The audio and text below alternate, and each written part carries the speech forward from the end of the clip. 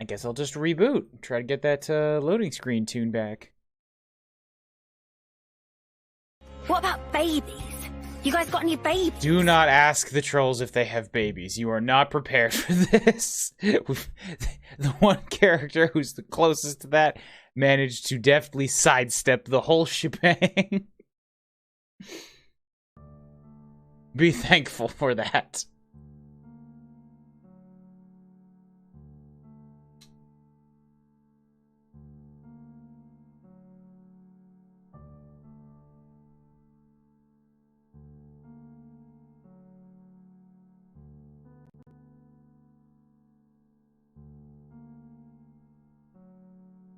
Oh, if everything's so fucking slow. Having a new computer will feel so good just that I can click on things and they load immediately.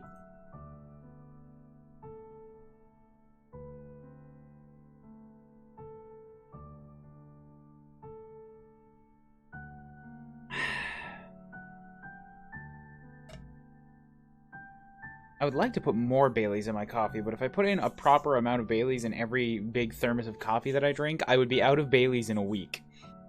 So just a hint of Baileys gets me going. Okay. So how's your guys' week's been? The Game Awards happened. If I go back, close the menu. I see if I load into one of those things, then it kills the music. Well, son of a bitch.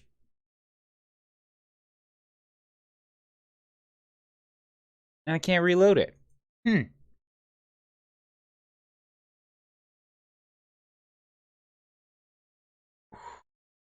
Ooh, warm belly. Yeah, I'll close one more time just so that I can go through the chit-chats and such.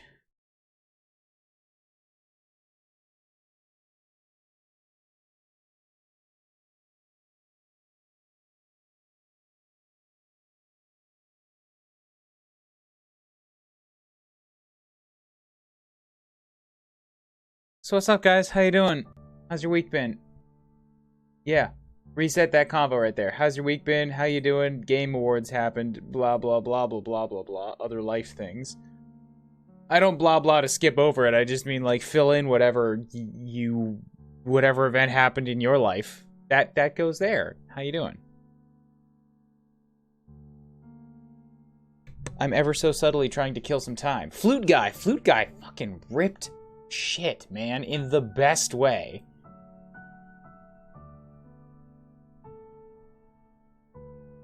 Flute guy absolutely happened. Look, I just look up Game Awards flute guy and like, yes, I'm so glad there are articles about this guy. Do not let flute player guy be overshadowed by the ending. Yes, yes, there's a 33-second clip of flute guy goes hard in the Game Awards. Oh, dude, we have to share this. We have to relive the flute guy.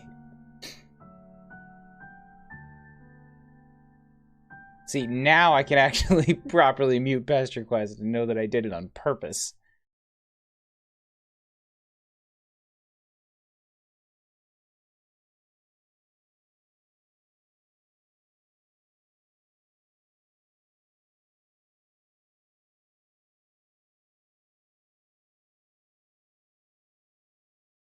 No, don't capture my sound settings. Get out of here. Give me the, no capture. Give me the YouTube corner.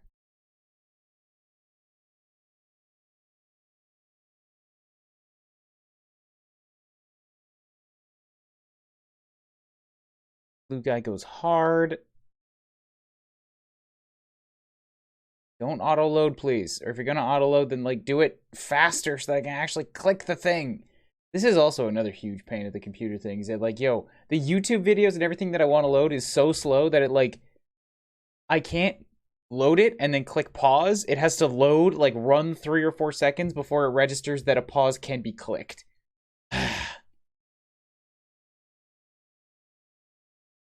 Even if I pause in advance, then it's like, oh, you want me to, I already loaded here you go, here's audio. It's like, no, stop.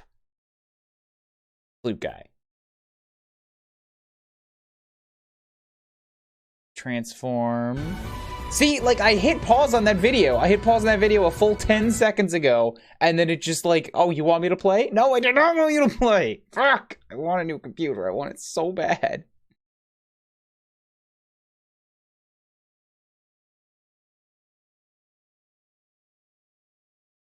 Oh, it's not even properly capturing anyways. There we go. That's the guy.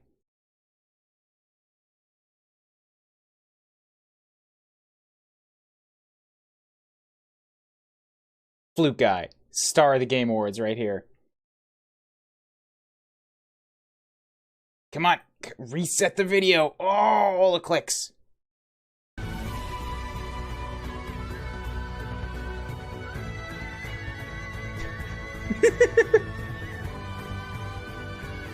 He shows up for Xenoblade.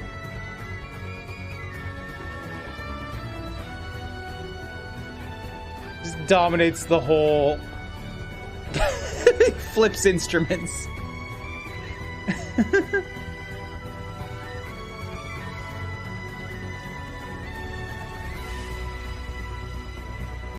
It's so good. They kept cutting back to him over the other tracks too. Oh, that guy was the best.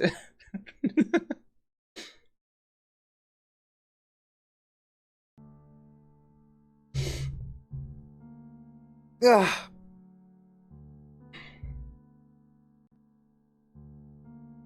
All right, shall we get started? MTT said he was going to get some food, but I can hold up the fort for a little while we get going. You know, distract myself from the fact that Xenoblade got fucking robbed. Of like all the things it could have had.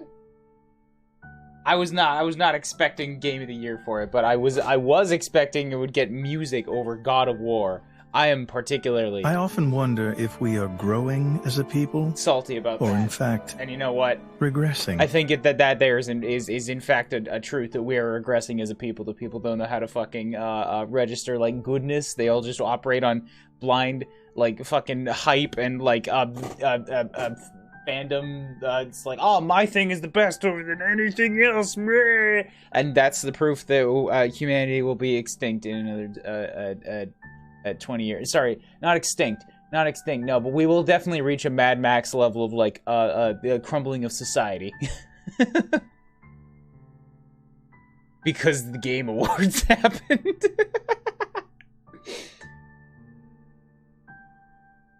I can at least respect that it lost to a fucking hurdy-gurdy. I do not respect that. The hurdy-gurdy was a big plus on that one performance, but that is not enough.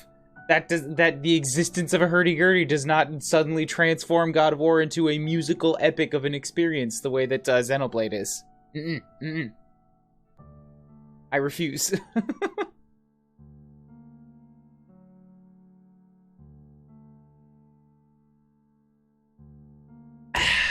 My coffee's already getting cold and I'm upset. I need like a kettle in my room, but then I'd have to buy one. I don't know if I want to do that. Because then I could just pour hot water when I wanted it. Anyways. Let's continue. Let's take our minds off of the fact that every single person in the world is upset at the most important thing that happened this year. The Game Awards, great Game Awards robbery of 2022. I'll get back into things that make sense, like fucking gray kids from 15 years ago.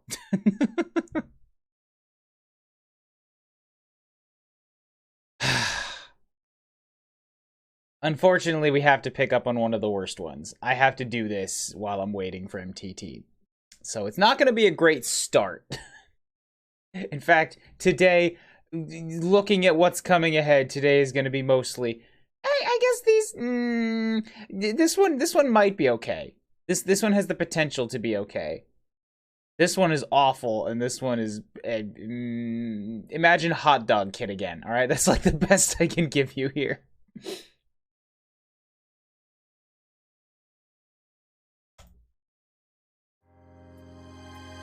MTT, please hurry up. Don't leave me alone with this for too long. It's a clear, cool night, and you're wandering around trying to decide whose hive you should crash at before the sun comes up. Reminder as to what happened last time. We went through Jade with some absolute, like, perfect, wholesome 4 kids meeting and just having a slumber party.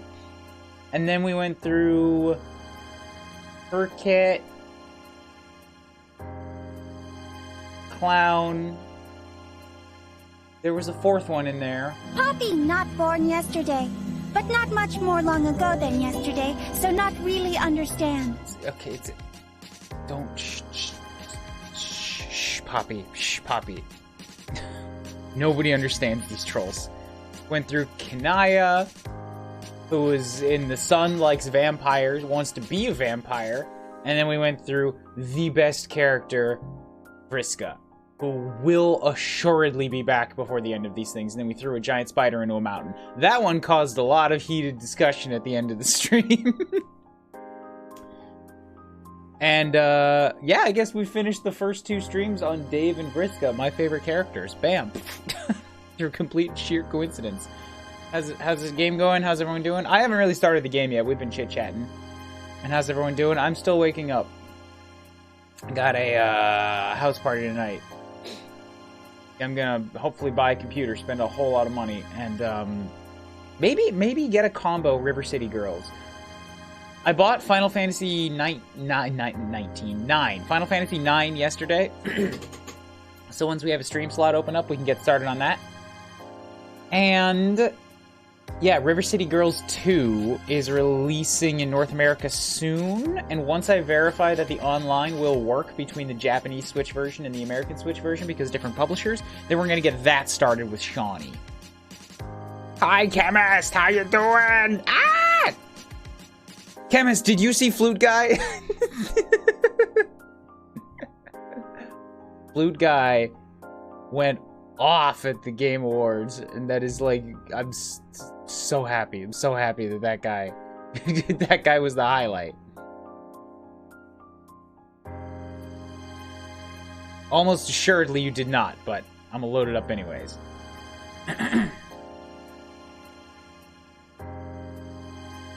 So that I can link you. I did not tune in. Flute Guy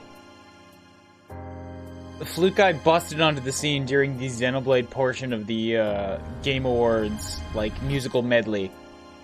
And then they just kept cutting back to him throughout everybody else's performance, and he switched instruments like 4 times. It was great. It was great. It was great.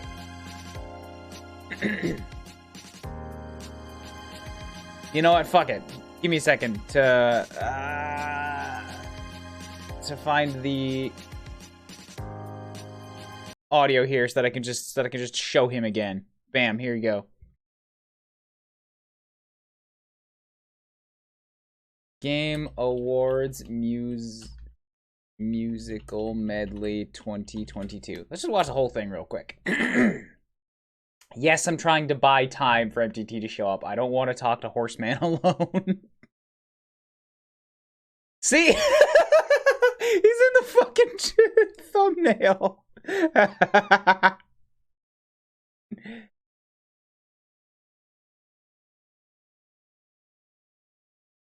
The Game Awards. Here you go, yeah.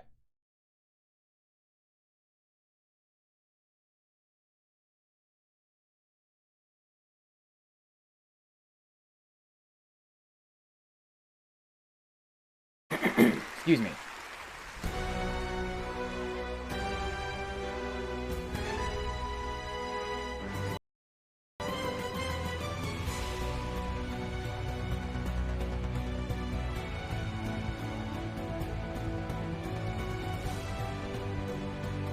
For not giving a shit about most of the games in this medley, I cannot deny it was a good section.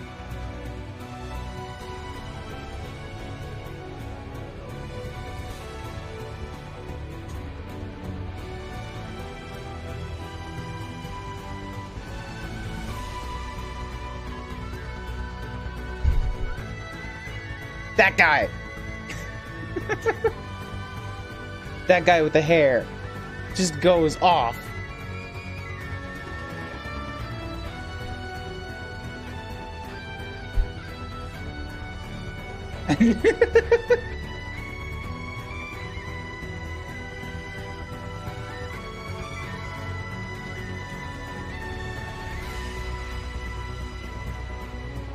So he's switched instruments once. I want to keep track.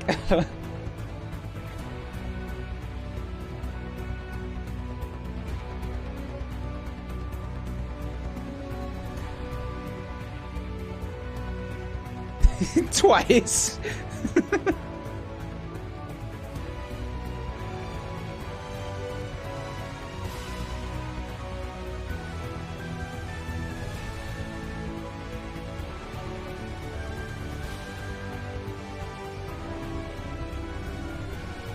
Yeah, I know in like the last game he shows up with not a French horn, but like a baby French horn.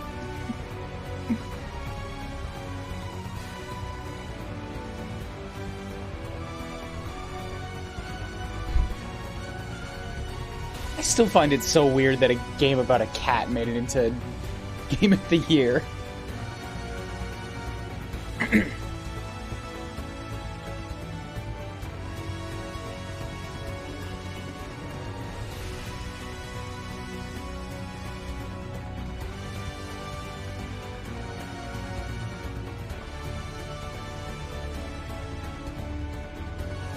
There he is again, yep.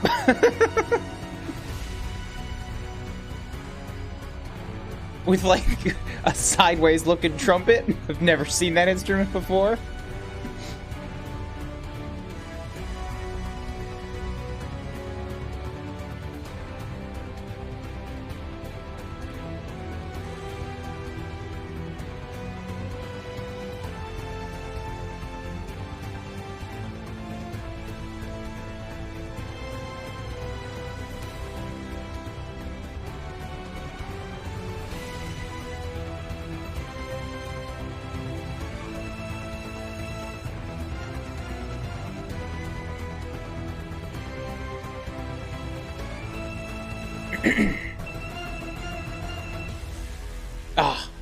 I thought they showed him one more time after that, but yeah. Guy, like, what does his traveling case look like? He just comes up to the stage with at least 4 different instruments.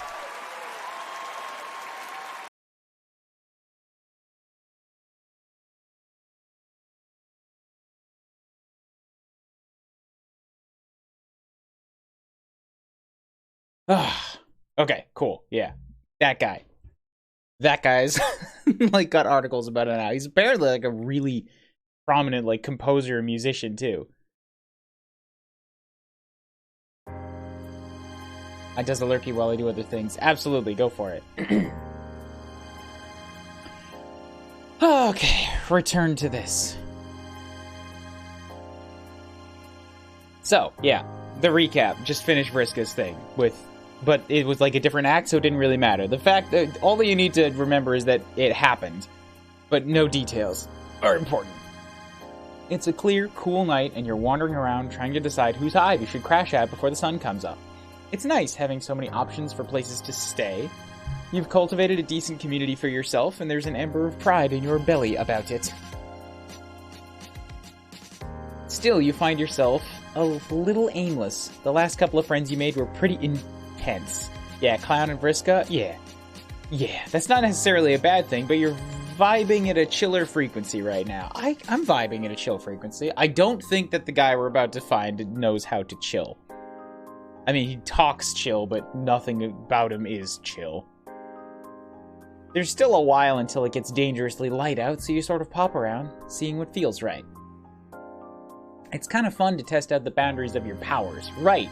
Teleportation, time-tendy, bendy powers. Flora heals an aching soul. Very well timed, Dromark. Yes, look at the trees. Let the flora heal you.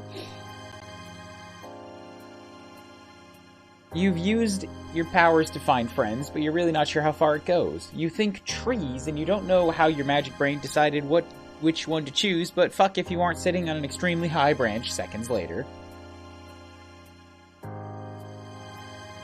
You try it again with whatever concept comes to mind. Garden. Cave. Mall, and it all works. You don't remember ever having been to any of those specific places, but you feel a strange prickly affinity for each for them each time your feet touch the ground. I feel like I've seen this place before in Hive Swap, but I don't remember whose story. Those are all pretty generic locational nouns, though. You wonder if it works for things that are more abstract. Quickly, before you can talk yourself out of the naivety of it, you think home. It still takes you a minute to open your eyes, even after you feel your guts all back in the right place, because what if you wake up in a room that feels like yours? Or worse, and infinitely more likely, what if you don't? You breathe in deep and immediately cough wretchedly. You open your watery eyes, clinging to the hope that maybe you've come from a land of dusty comforts, where you always just breathe in layers of dust and it's fine. It's not fine. You've landed inside one of the spindliest, most precarious hunks of metal that has ever been bolted into the side of a cliff. It looks like some ancient outpost, not homey at all. Of course, that wouldn't work. It was stupid to try. Defeat is bitter in your mouth. There's a twisty part of you that wants to curl up on a particular piece of floor and take a nap. You can't work out how much of that urge is just you wanting to give in, so just in case, you don't surrender to it. Maybe you'll come back another time and sift through all the shit on the shelves, but for now, you're not sure how structurally sound this thing is, and you can't take away any more you can't take any more disappointment. So you try one more time to pop up somewhere you haven't been before. What was that one guy's name that Gamzee mentioned? What? Gamzee mentioned a guy? Oh no. Equius, maybe he's chill. You think his name and zap away, imagining yourself leaving an edgy, despondent swirl of dust in your wake. This is not that guy.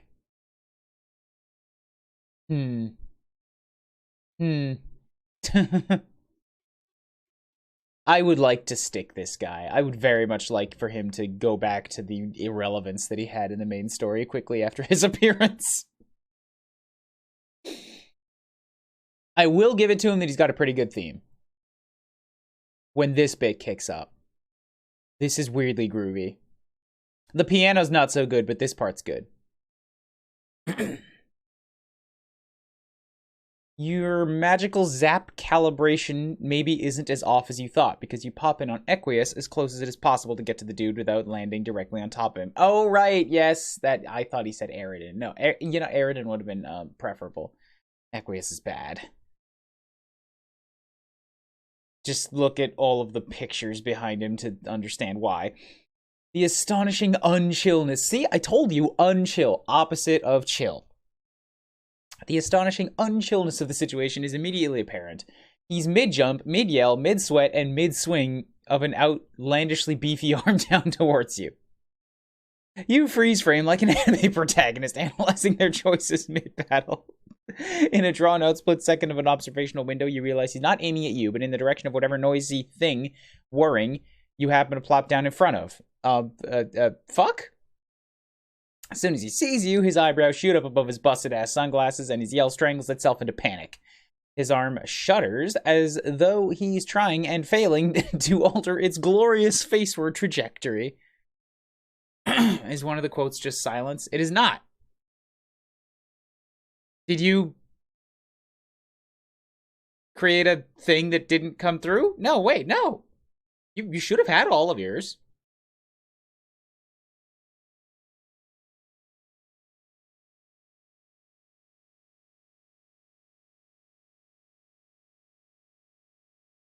Yeah, it's up here.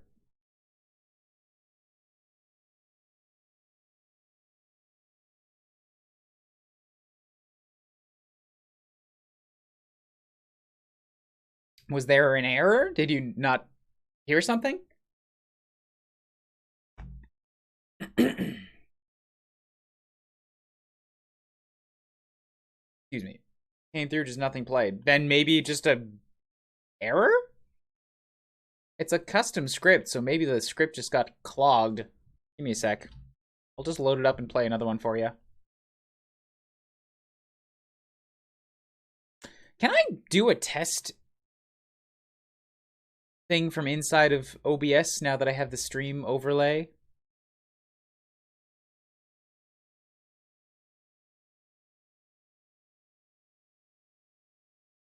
What if I just replay that one? There it is. Yay, man, that's so much easier to just... Ah, nice. I could just hit a button and replay a thing. Good. I wish that wasn't so weirdly appropriate for this particular guy.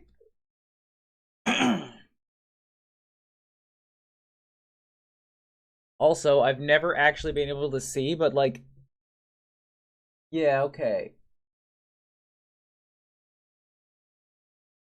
I can't really tell if he does have eyes under those things, but I don't think so. No, they're very solid black with just a shading line through them.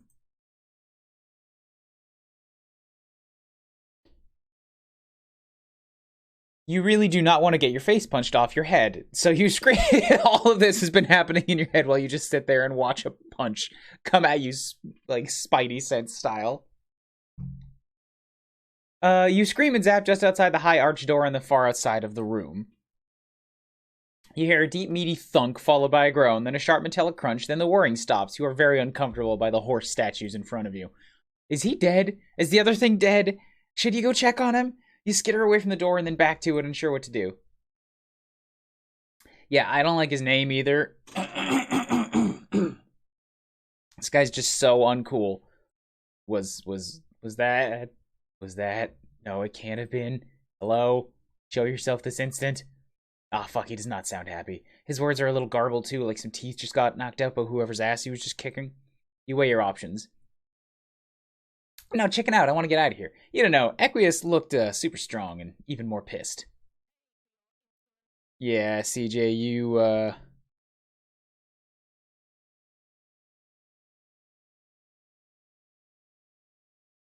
flew too close to the sun there, man. Sorry, I just gotta follow the rules. Equius looked super strong and even more pissed. You really, really do not want to be next in line to get disemboweled. If friendship with this guy is really meant to be, maybe you can reconnect with Gamzee as an intermediary. That sounds like a normal and cool time. That's a bad idea. You were immediately thinking that this is a bad idea. Maybe don't do this. Panic grips you as his heavy footsteps approach the door. Forgetting you have a super useful zap powers and specifically for use in time-sensitive panic situations, you turn and run. You glance over your shoulder as you go and collide spectacularly with a brick wall. Oh god, why is his face the least defined part about him? Looking up from the brightly polished floor where you lay, inexplicably doused in milk and broken glass, you realize it wasn't a wall you hit. It's a glistening, part pseudo-humanoid, part horse, cow, beast, person? Another godforsaken Lucis, maybe? You really aren't sure, but the fact that his top half looks kind of like a more dapper you fills you with the most cursed mixture of fear and curiosity you've felt thus far. He doesn't seem bothered by you at all, only anxiously trying to get by you. You try and stand up, but you slip on the milk and eat shit just as Equius bursts through the door. They both tower over where you lay, flopping ineffectively in a burgeoning puddle of froth. Even in times of extreme discomfort, the fucking use of language. God, is everyone in this house just made of muscles? You've had enough of this regular strength escape attempt shit. Bruised, humiliated, and covered in dairy, you zap on out of there. Humiliated. Yeah, that was awful. That was just so awful in so many ways. God, why is it all white? Oh, I hate it. Oh, I hate it. So uncomfortable. Okay.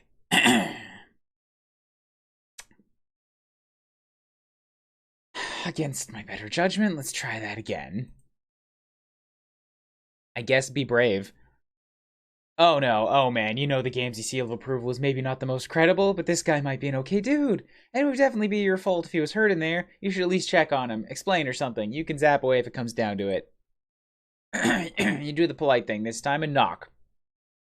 He opens the door fast, like he was just on the other side of it. You both jump. He collects himself and glares at you, arms crossed against his heaving chest. Rivulets of blood and sweat run together and pool in the divot above his weird alien clavicle. And a low, menacing sound rumbles through him. You can feel it in your teeth. Holy shit, he's terrifying. Explain yourself immediately. You think you might shit your pants on the spot, but he gives you a quick up and down and rearranges his expression in sort of a forced smile.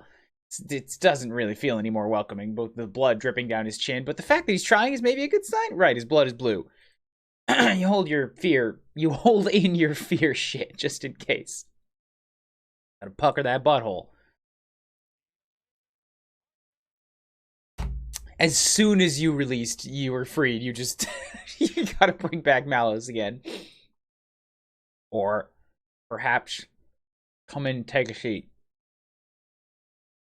He steps aside to beckon you through the door and then sort of freezes. Unless you should be the one instructing me, in which case it will behoove you to make that promptly apparent.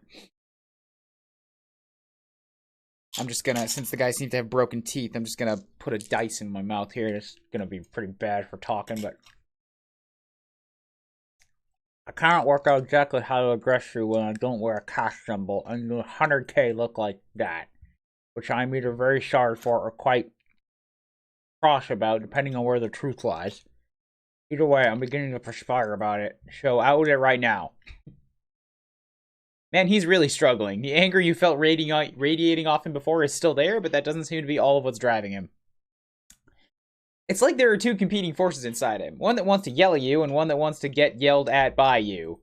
You might conceptualize these forces as fierce animals, warring in a glorious and unwavering balance. Horses, perhaps. Anyway, you'll workshop that metaphor later. You tell him you know you look weird, but you promise you're cool. You know a friend of his.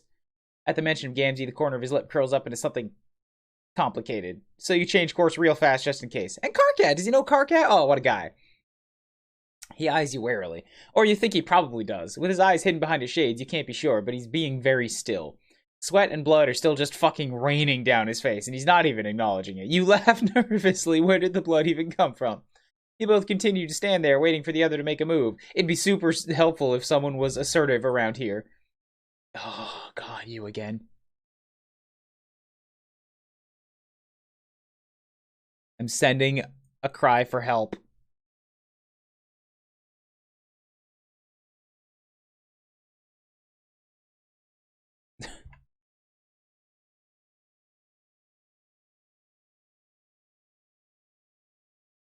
Luckily, some kind of cow centaur man, his Lucis you assume, breaks the awkward doorway stalemate by silently trotting up and handing Equius a desperately needed towel. He then offers you both some frosty glasses of milk. Thank God it's frosty and not frothy. I don't want frothy milk. That is a bad thing to think about. Something deep inside you feels a swell of warm recognition for the ritualistic moment of a friend's parent bringing you snacks. So you down that thick shit in one go. The Lucis's mustache flutters in appreciation, and after a nod between him and Equius, he leaves as quietly as he came. It's tough to think of a thing with hooves leaving quietly, so that's also weird. I see you're an aficionado of the sweetest of nectars.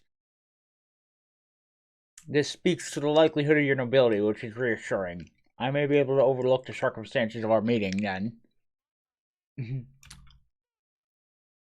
Okay, I'm not allowed to speak anymore. Thank you for telling me to shut up. He beckons you inside the room, and as you follow, you tell him you're not really sure what that means, but probably you're a fan of a lot of...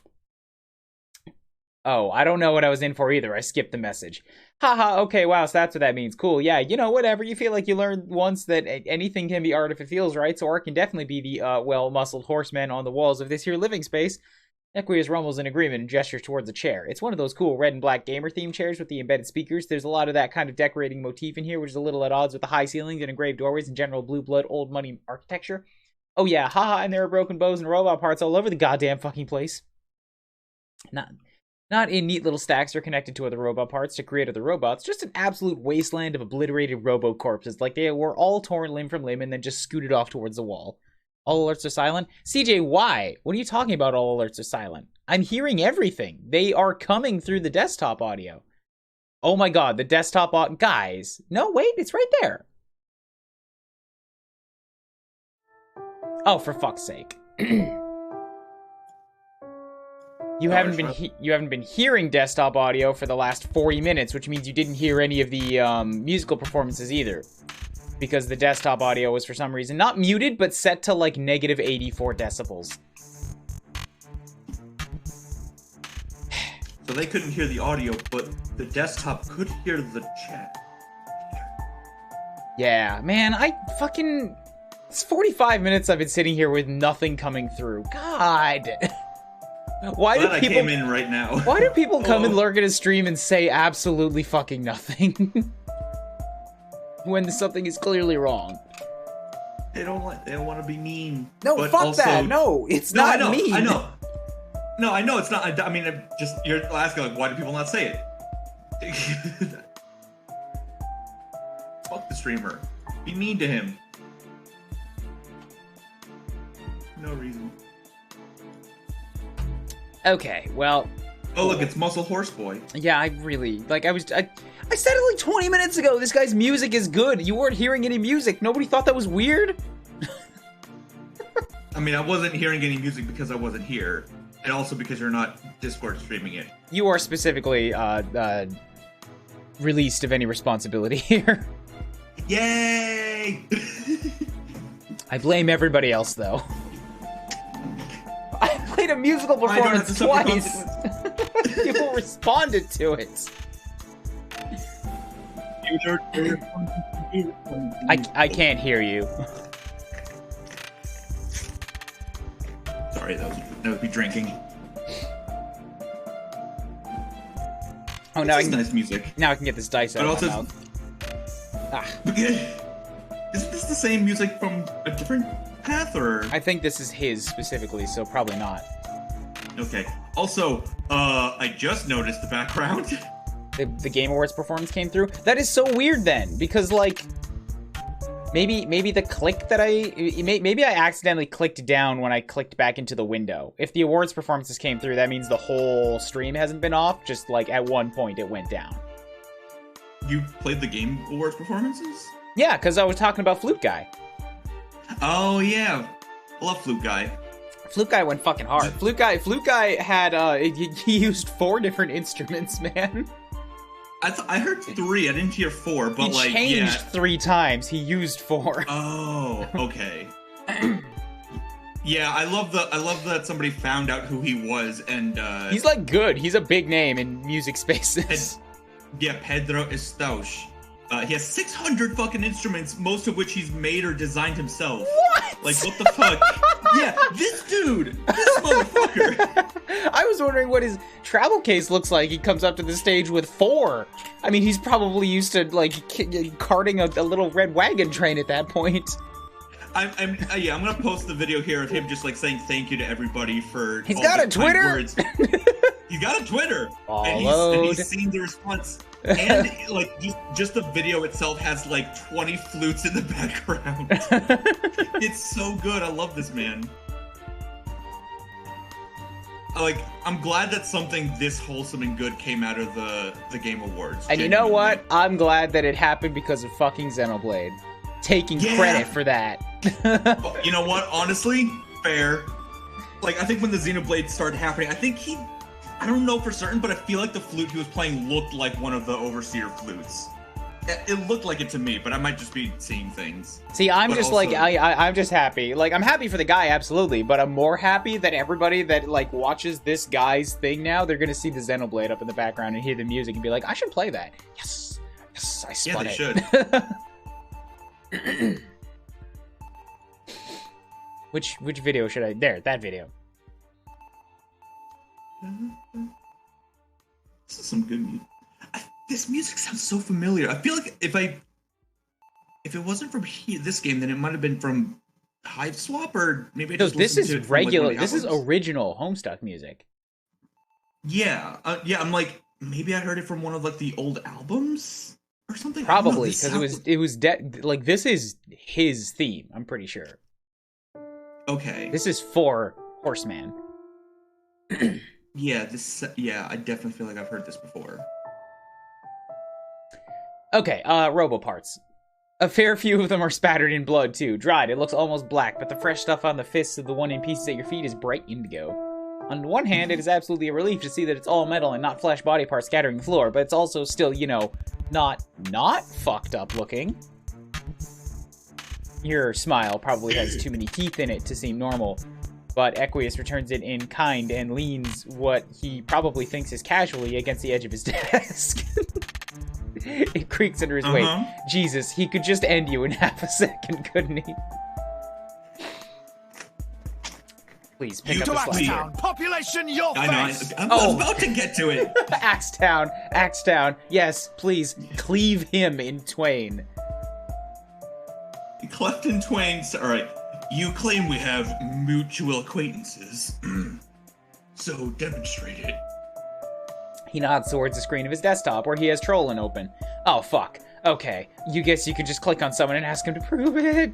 You seem to know both Karkat and Gamzee, and between the two, you know who's most likely to be online and ready to pester and be pestered at all times, so you click his screen name and start typing. Oh, thank God. I mean, I knew it was going to be Karkat, but thank God it was Karkat. Wait, you'd rather scream than just have a low droll tone? Do you want to bring Gams back into this? I don't! I thought you'd want it for your voice! You know, okay. I'm ready for anything right now, man. I don't fucking care. Hey, Karkat. I hope you're having a good day. I just had a quick favor to ask you. Wait, what? Oh, also, I miss you. What the fuck? What happened to you? Where's your horrifying quirk? How am I supposed to saddle up for some truly nauseating conversation if I don't have a non-veiled at all bulge reference greeting at the beginning of every one of your excruciating messages? Are you sick? Like, in a new way? Oh, right, Jesus, you're logged in as Equius. Your fool ass just started typing like you had your own account for some reason. You blame it on the nerves and get to clarifying. Excuse me. All the milk. Oh, sorry. This is your new friend. After I dropped you off yesterday, I wandered around for a while, and now I'm hanging out with Equius. I'm using his computer. Oh! My pusher almost fucking gave up on the spot. God, what's a pusher? You know what?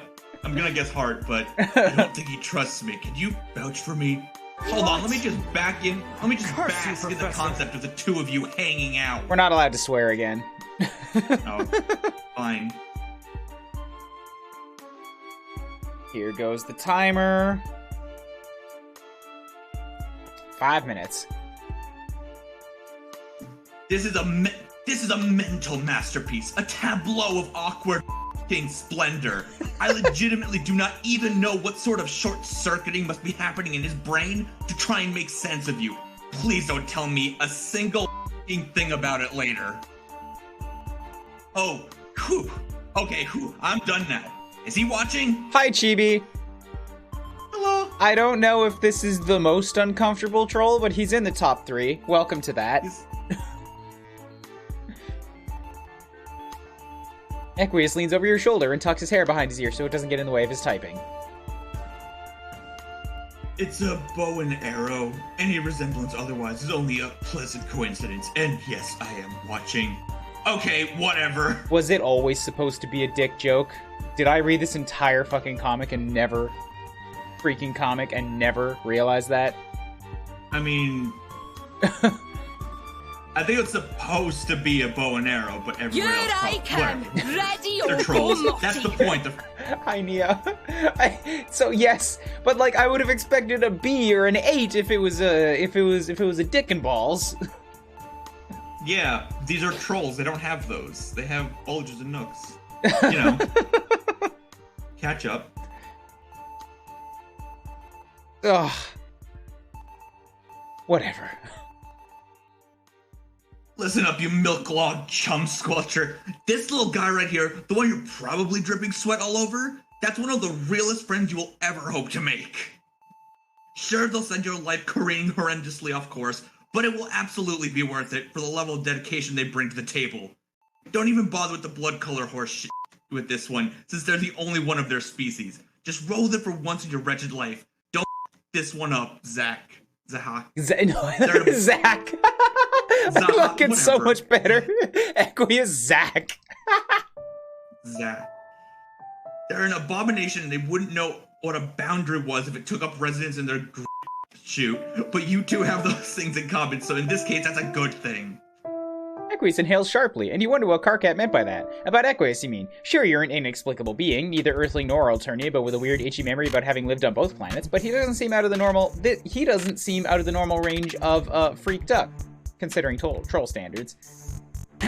In fact, how about this? That is sufficient. Goodbye. He minimizes the window and steps back, somehow sweatier than he was before. Gross. He taps the towel gingerly to his forehead. just like every time there's a description, a written description or like words about this guy, I imagine like he's never drawn anywhere near as muscly as everybody talks about him. I'm imagining a guy that's like fucking freaking, dang it, Schwarzenegger levels of like bodybuilder. But he's always just like a regular jock in pictures, you know? Yeah, I mean, he's more like more than the other. I can't think of the word, but he has more muscles than the other trolls, I guess, by comparison. But this is more or less what I would always imagine. But it's never like it's never like unbelievably musculatured. It's just the descriptions that just go hard. So now we have been properly introduced. Okay, you definitely thought he was going to be more thorough than that. He does seem a little shaken up, so maybe you should just be thankful for the conversation that got cut short before he could really dig too deep into your lore and get all judgmental about it. I don't think that's why he cut it off. I do not know the standard method of communication with your species. Kimi Kawak. Have fun with the sub. CJ, thank you so much for the gift sub. First gift sub to the channel. Yay! Hey! Did you get tired of fishing for making me pay for it? Either way, thank you, Mike. Thank you, muchly. That's the one. Boop. When did I give up on doing boops in the chat? You know what? When I gave up on doing boops for subs is when I probably got tired of waiting for the freaking emote thing to load and pausing the whole stream for like minutes at a time. Alright, clicked. I will take the lead here, and it will surely become clear how I should proceed. Hey, look at that, there's a pyre outside the window. Ooh, hey! You will take the lead here, and it will surely become clear how I should proceed. Whoops. There we go. Now you see me? Yes, that sounds. Now you see more of me! More of me? No, more? Wait. I don't want more Equius. We can swear again. You will now begin the friendship process. I command it. No. Oh, sure, you got this. How exactly do you got this? So we're both freaks, right? I mean, yeah. You could just start that. You could start with that with everybody here, to be fair.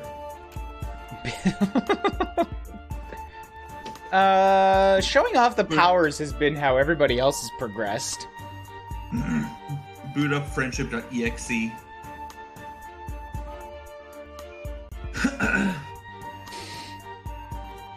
Sorry, friendship.pdf.mp4.exe. That's a broken file, man. How do I open that?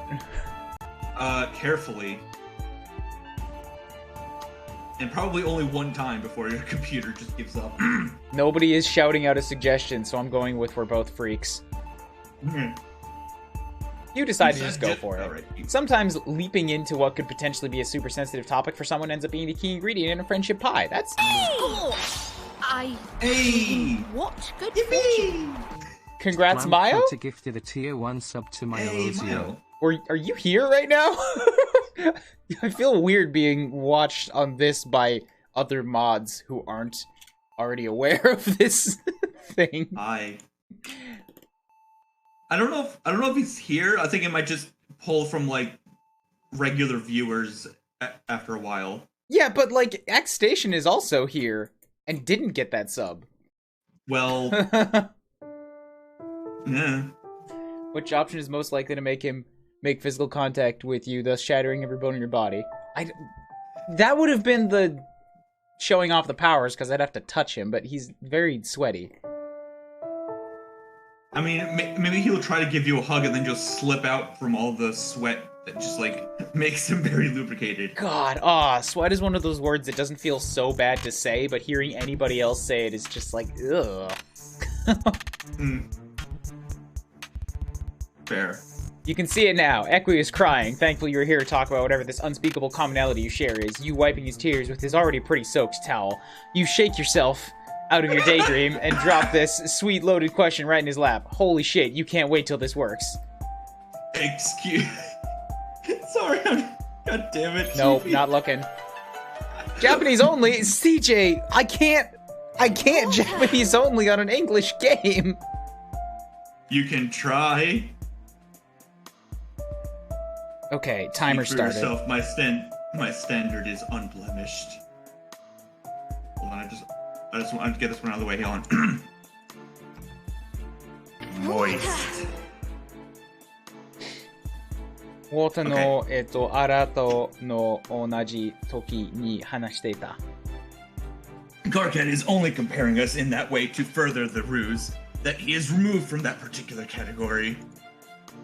Poppy not born yesterday, but not much more long ago than yesterday, so not really understand. 大丈夫だから花ちゃん、誰にもわからない。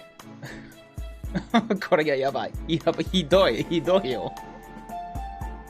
It is a delicate social dance. You just should. 大丈夫。カルキャットを見るのがあまりわからないけど、何でも大丈夫だ。とにかく、大きい声を使ってた、本当に大事なことがないに関して、カルキャットっぽいの声だったのだ。だけど、そのホルンについて考えた。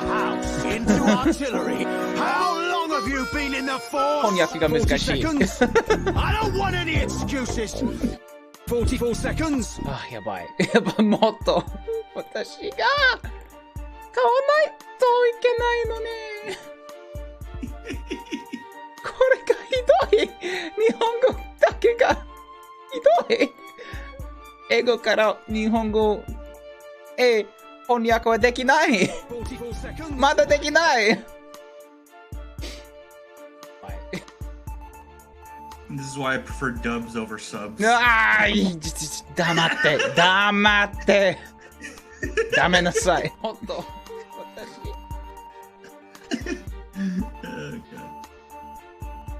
2。ゼノブレード1が2のサブでしたっけ？ゼノブレード3が1。ゼノブレード2が3。わかりにくい。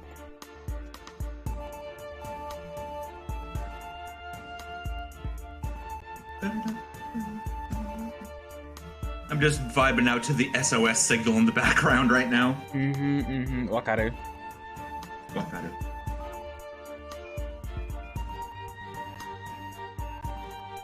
Nice. I mean, what good fortune. Kuuribro gifted a tier 1 sub to Daily Grind 365. Score! I mean, what good fortune. Kuuribro gifted a tier 1 sub to Station Cubed.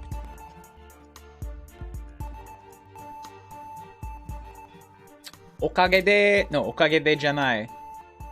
おめでとう Station Cubed. Okay.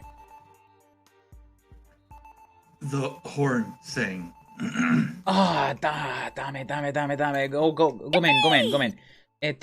ダメだね。何が、カルバル殺される殺せるかどうかがわからないね。全部が、ルールに従っていなさそう。だね。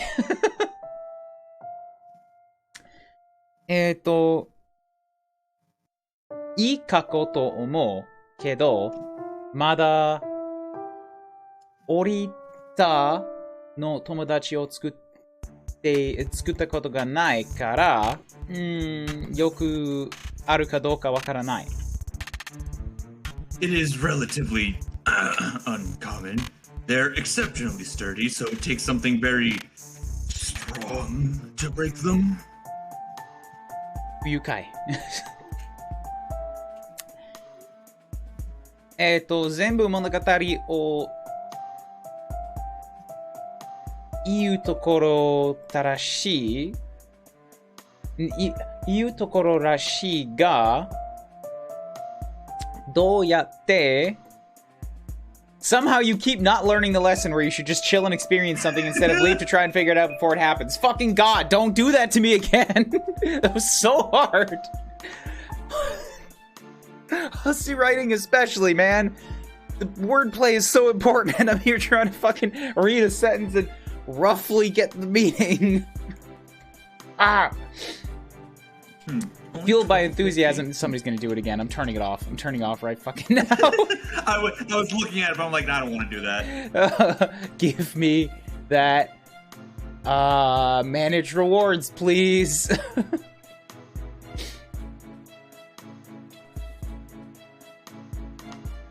Wait, it says translating the game is exempt. You can't have a rainbow without brine, baby. You gave yourself an out. I think you need to have a talk with Ryan. And then you forgot. Let's pretend it didn't happen. Yeah, but like, that's translating the game. Like, that's reading a game in Japanese and translating it into English. That's exempt for the people in chat's purposes. But here, people in chat can just read the damn thing. As that that out was just for understanding. Oh, gotcha. Okay. See, and that's how you know that I'm really actually like for real, being real about how real it is, because I'm outing my own out. You're the real one, mother. You're the real one here. Bam. That was impressive, though. Not gonna lie. I mean, you only think that because you couldn't understand how bad I was fucking it up. I could hear it in your voice how hard it was. Like, I could tell. Like, it's not an easy thing to do, especially with Hussy writing, but like, still, you did manage it. Okay. Fueled by enthusiasm for your newest spur-of-the-moment decision, you stop listening to his lecture on troll biology and instead focus on zapping to the moment his horn broke.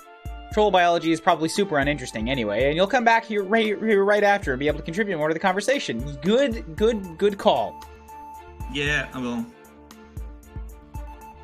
Japanese is fucking hard. You pop into familiar nothingness, but instead of appearing at a point in Equius's past, you feel yourself split. It's like looking at a magic eye puzzle, but with your whole body. You try to concentrate, to align the segments into a whole, but it's too late. You think for a second it might be a cool new power, but it doesn't feel that different than before, only just triple. It's like there's a narrative precedent for this moment existing in more than one plane of truth. Unable to do anything else but sit there in space, contemplating this paradox, you watch. He looks a little younger, but not much. He's beating the shit out of a robot, but it's not the same as it was when you saw it before, however briefly. Then his movements had been smooth, even in their rage, like he wasn't afraid until you showed up. Here in this weird half-present space, his movements are erratic. He swings wildly, unthinkingly, like there's nothing left inside of him but one last flicker of fury. His teeth are gritted against tears, and he just looks so tired. You want to pull him back to just make him rest. You see him reach the same conclusion, but not at all how you meant it. He just stops. The robot does not. You feel him close his eyes. At the same moment, you see another snapshot of time, much further back. It looks like he's holding his own baby grenade self. There's a little grub wobbling its way up to a stalagmite in a cave. It's definitely a precarious place, but still somehow feels safe to you, for some reason. Safe, but also like super violent. Who knows? There's a lot going on right now. He crawls to the top and roars a baby clicking roar, eyeing a taller cave precipice. You see his little behind wiggles as he moves to jump. Over top that, there is another Equius, looking about the same as he does now, just plus one horn out for a stroll in the moonlight. This one is about to cross the street when a majestic herd? That's spelled wrong. Did I what? You've got a lot of nerve, you Yeah. one-eyed monster. Shut up! Agreed. Let's just skip that one. You watch all of this from your floating void standpoint, unable to stop it. The arcs of their falls align in cosmic synchronicity. Synchrony. Hair fanned out like a banner of defeat. The echoes of the crack the horns make as they shatter reverberates in your teeth. Wait, is this cracking at 3 different points in time? Is this fucking Star Trek? I'm so confused. You yell as all 3 Equiuses hit their respective grounds. You can't help it. You've started to care about this guy a little bit. You don't. You're just fooling yourself. As the sound leaves you, all 3 of them turn their injured heads to look up at you in unison, and you freeze. Shit, that's probably not supposed to happen, right? You were just watching, not changing anything. You barely know what you're doing, though, so you can never be sure. You zap immediately back to the present, winded and dizzy. You feel deeply, suddenly corporeal, like you do when you step off a boat onto the shore, but with each atom of your body separately and all at once. Equus is standing exactly where he was when you left, totally unchanged, yet still yammering about anatomy. Woo, good to know nothing got fucked up in the future after you... Wait. You were there. Oh, fuck. He pauses, shaking his head cleared as his memories realign. I don't know how I didn't remember. I accepted your offer of friendship and you repay me with this tomfoolery? You knew how it happened all this time, and yet you played ignorant, jockeying for position as someone in my trust only to play me for a fool. No, see, you didn't before. It wasn't till after you went back that this became the way things went. See, the way time travel works is... Do not explain time travel to me. What do you take me for? This is the Monado's power! But you don't understand. I have this special red sword. It lets me time travel. It's a new power. It's not the sword. Okay. This is the Monado's power. God damn it.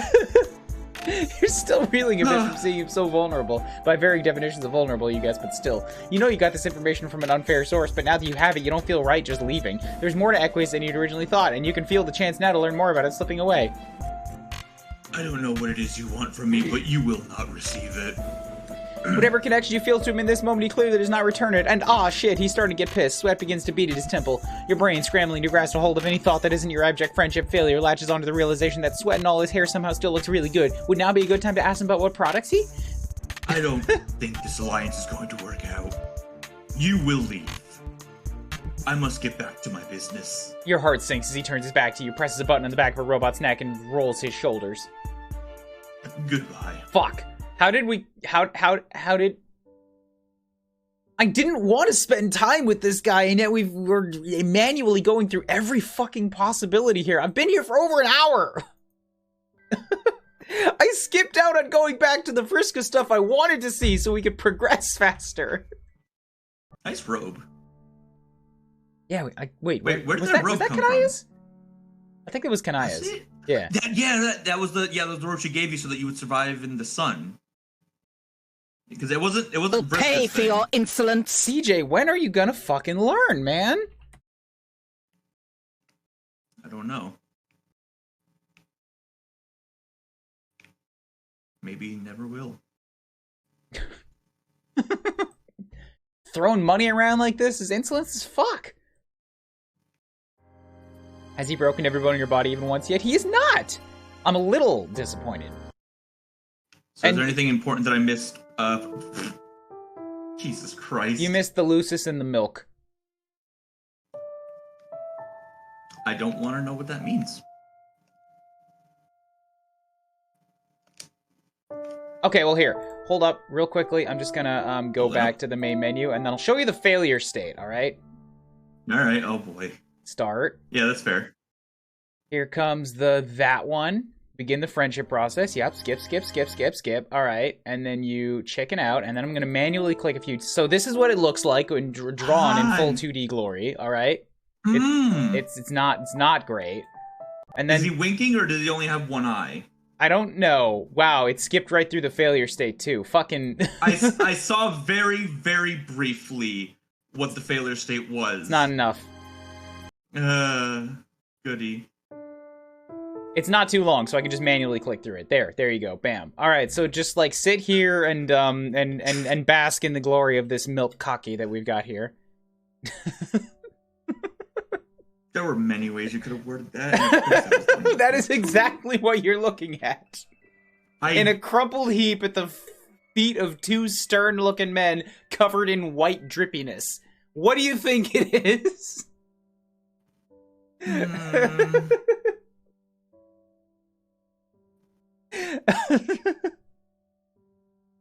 It's exactly what you're looking at. One of them is a horse. Yeah. I told you, Equus is terrible.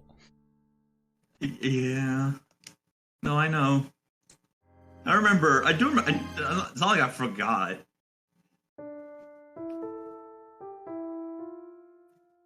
Okay. Show off your now really let's cool show off our powers. cool powers. You can do that. Making friendship happen is like the one skill you actually have. From what you recall, you have a 100% success rate at it too, so this budding rapport is safe in your hands. Excellent. You really weren't sure he'd be down for this. It really seemed like he may be coming to kill you when you heard him stomping towards the door earlier. Kill you? I would never. He cuts himself off as though he didn't intend to admit that he didn't have it in him to murder you and clears his throat. At first I thought you might be Arthur, my Lucis. It's ridiculous. Looking back, though, you do share a sort of globular padded resemblance. How did you come to entangle yourself in my brawl, only to immediately escape? Are you abnormally fast? I admit that particular method of being strong had not occurred to me, but I am intrigued. I too like to test the limits of physical capability. Oh no, you can just zap places. Nice, yeah, it's a nice kind of strength, maybe. It's a kind of power. It's a kind of strength. I'll try that one again. You think of boobs. Clear your mind in this way too masculine place. If you wanted to find a superpower that way, you show off a bit since you know Equius likes demonstrations. You tell him about how all you have to do is think of the place or person you want to visit and pop. You bop to the top of a pile of robot parts, then back in front of him on the floor. It's like that, except anywhere. I see. That is exceptional. He sort of just starts quaking gently where he stands. He rubs his neck with his towel, but he's not really even sweating any more than he had been already. It's as though in his excitement he forgot to sweat and just dabbed by force of habit? Is that a thing? Why are you even noticing this shit? It's weird. Stop noticing this shit. So he dabbed? Bonk You yourself. didn't hear that. Is it possible to... You didn't hear me do that. Is it possible to bring along a pillion rider? What, like zap a buddy with you? In answer, you extend an elbow for him to grab. His whole body is vibrating by this point. He reaches his hand out, but stops just before he touches you, like it might shock him.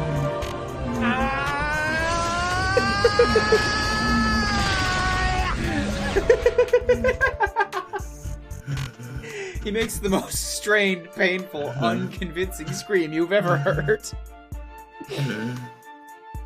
It's okay, it won't hurt you, say. His fingers twitch just above your elbow, and his mouth purses in distrust. You're not sure exactly what he's worried about, since you're an extremely undangerous, but you are an undangerous. But you let him have a moment to work through whatever he's nervous about. He takes a steadying breath. It's a little unsettling to see his face relax, even briefly, into soft, calm lines. Flipped palm up, his hand slowly cradles your forearm from below. He nods, a sharp, determined movement, and starts telling you what to do again. See, I was just thinking that. I'm like, yo, you could just touch from below. You will take me with you. Her name is Nepeta. I often wonder if we are growing as a people, or in fact, regressing. Why do we get these Amelthus quotes so much, man? They're not that common in the damn bot. Of course he wants to see Nepeta. Who's that? I'm gonna slap you. Do you require any other information, or will that be sufficient? I mean, like, just the fact that this fucking thing, this creature exists is, yeah, proof that we're regressing as a species. I don't think humanity has recovered at all after the creation of this thing. Equius or something? Yeah, or, Equius. Okay. That ought to do it. You haven't heard of her and you don't think, but you feel an immediate surge of excitement about this little jaunt. It's probably mostly just the friendship thirst talking, but you can't help but feel like this is a connection that's supposed to be made. Like it's something that matters. You zap away. The pleasant little cosmic slip and slide feeling when you zap around is jolted, like you got yanked off the ride with a fish hook to your guts. You land back exactly where you started. That did not work. Did you mislead me? No, this should work. You're not even high this time. Wait, what? As impressive as the strength of your power is, perhaps you need to apply more attention to the more intricate details involved. She is an olive blood, very short, and shamefully unkempt. This information will help. You hope so. He's starting to look pretty tense, even with the fond lilt in his voice as he talks about his messy friend. You give it another whirl, and then you feel it. That same weighty glare on the back of your neck telling you that you don't belong. Oh, hey, it's that again. Fuck, you got zap blocked again. Did you just T-pose? You will try again. Each word is ground out one at a time, like between his clenched teeth. Blood trickles through the cracks in his bite and out of the corner of his lips. You really don't think it's gonna work, but Equius looks like he's a second away from losing his shit, so reluctantly you comply. Wait, fucking trying to skip ahead. It's not going to... I was wondering about that. We've only gone backwards to see people, never forwards. Wait, hold on. Quit fucking trying to skip ahead. It's not going to work. As you hurtle through space-time towards Equius' floor, you start to wonder if this is just going to be what happens now when you try and make friends. You accept this truth into your heart as your face accepts the impending wood planks. Equius lands on his feet a little ways away from you, his hands balled into fists, bellowing with impotent rage. He's not even saying words, just unleashing an agonized guttural wail. There's the Rex scream. Ah! It's very guttural. He punches an already dead robot torso leaning against a bookshelf. In punctuation, he kicks his decapitated head, which explodes in a shower of bolts and sparks. As the dust clears, you see him dutifully wiping himself with a towel, breathing hard. He seems to have worked his anger out because he walks with purposeful grace, as though he learned it in cotillion, and sits next to where you're still sort of lying on the floor. You are both silent for a beat. Equius tugs at a lock of his hair, anxiously wrapping around a finger. His hands fall to his lap. I apologize for that display. The disappointment emotion is not my favorite. I feel better now, however. My Moira lives very far away, so our paths have never been able to cross. Whatever force is blocking us seems to wield significant narrative power, so I will respect its whims as above mine in status. Okay, so he did see that. For now. You know, it happens. You're no stranger to the ups and downs of friendships. The trick is to know when to keep trying and when to fall back, no matter how futile it feels or how alone you are. Your morale is impressive, considering your circumstances. That's probably mostly a compliment. You're not really sure. Your circumstances definitely feel like they could be worse.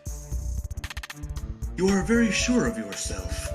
How do you manage this when you are the only one of your kind? Without a society to tell you how to act or feel, how do you know if you are living in the correct way? Oh, fuck that. Or if you belong? Fucking ouch. The desire to belong is a yawning wound in your guts, one that never seems to heal. You try not to let this rip too many stitches out of it. You never feel totally secure, you say. There's always fear, always doubt, always pain, but you find people in unlikely places. Make community when and where you can. Shit, you have belongings at, like, what, 8 people's houses by now? It's not the same as having your own spot, but it's definitely something. You started off on the defensive, but you realize it's true. So really, you figure you're still defining yourself by your relationships to other people, but that can come from a good place and not just a twisted or forceful one.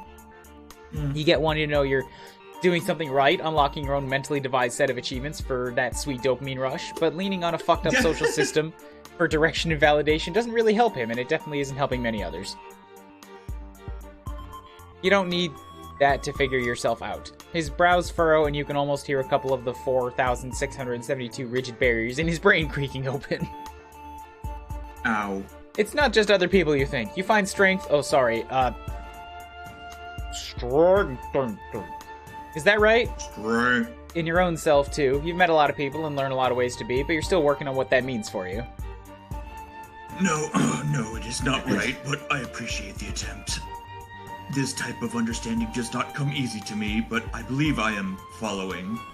In my case, I have striven to locate and retool the edge of my own ability. Physical prowess is a relatively typical indigo trait, but I am abnormally strong. I have worked to hone it in an attempt to make sense of myself and why I am like this. Reigning in an aberrant trait and defining myself by it. He gestures to the god-awful robot mess, then flexes his hand. The blood is coagulated since you two started talking. He stares at it. This way of thinking may not always be a good thing, however. Certain habits are difficult to break. Though there are loopholes in every rule, I often lose track of which regulations I actually enjoy following and which I just do not know how to disregard. At least with this hobby, all the stakes are under my control with no chance of others getting hurt. I understand that previous message. I don't like this. I don't want to identify with this guy in any way. Unless You're they gonna have... identify with everybody, even a little bit, even if you don't like it. Yeah, but, like, I don't wanna. I know you don't. It's like when I played Xenoblade and Tyon opened his mouth and I'm like, ah, shit, he's me. I liked it. Tyon was cool. He grew to be cool, but he was not the guy that I wanted to feel a kinship with in the first chapter, you know? I guess I can kind of understand it. But yeah, no, they all were pretty cool though. I still love Lance just like having an emotional moment. And everyone's like, "Oi, you're thinking? Don't hurt yourself, you spoon." Anyways, his smile is as broken and rigid as it was the first time, but it feels different, backed by the rough warmth of his laugh. Yes, do not do that again. Next time you will zap to the front door and Arthur will let you in. Next time, you think, and you smile back. Gross. Oh. Excellent victory. Gross. Yeah. So, I'm gonna take a step back here, and I'm gonna be like, yo, I liked Vriska a lot. I like her as a character. I like the writing in this thing, but particularly through the last two Blue Trolls, it feels like it's getting a little heavy-handed in the meta style writing and the like just straight up unfurling and explaining personal stuff. Am I the only one feeling that? So what I think is happening is like I think they're building up to like sort of a finale type of thing. I don't know what exactly, but I think that's why they're pushing more into the meta narrative side of things. Because I feel like there is like something that's being built up to. And in terms of like the heavy-handedness, I think that's just kind of like every character is going to be written like this. So it's just we're going to be seeing this over and over again. I mean, maybe I don't feel like I felt that from everything up to that point. Like I've played both Hive Swaps. I've read all of the original comic and stuff. I've played Friend Sim. You know, like I haven't felt that so much as I did during Vriska and Equius.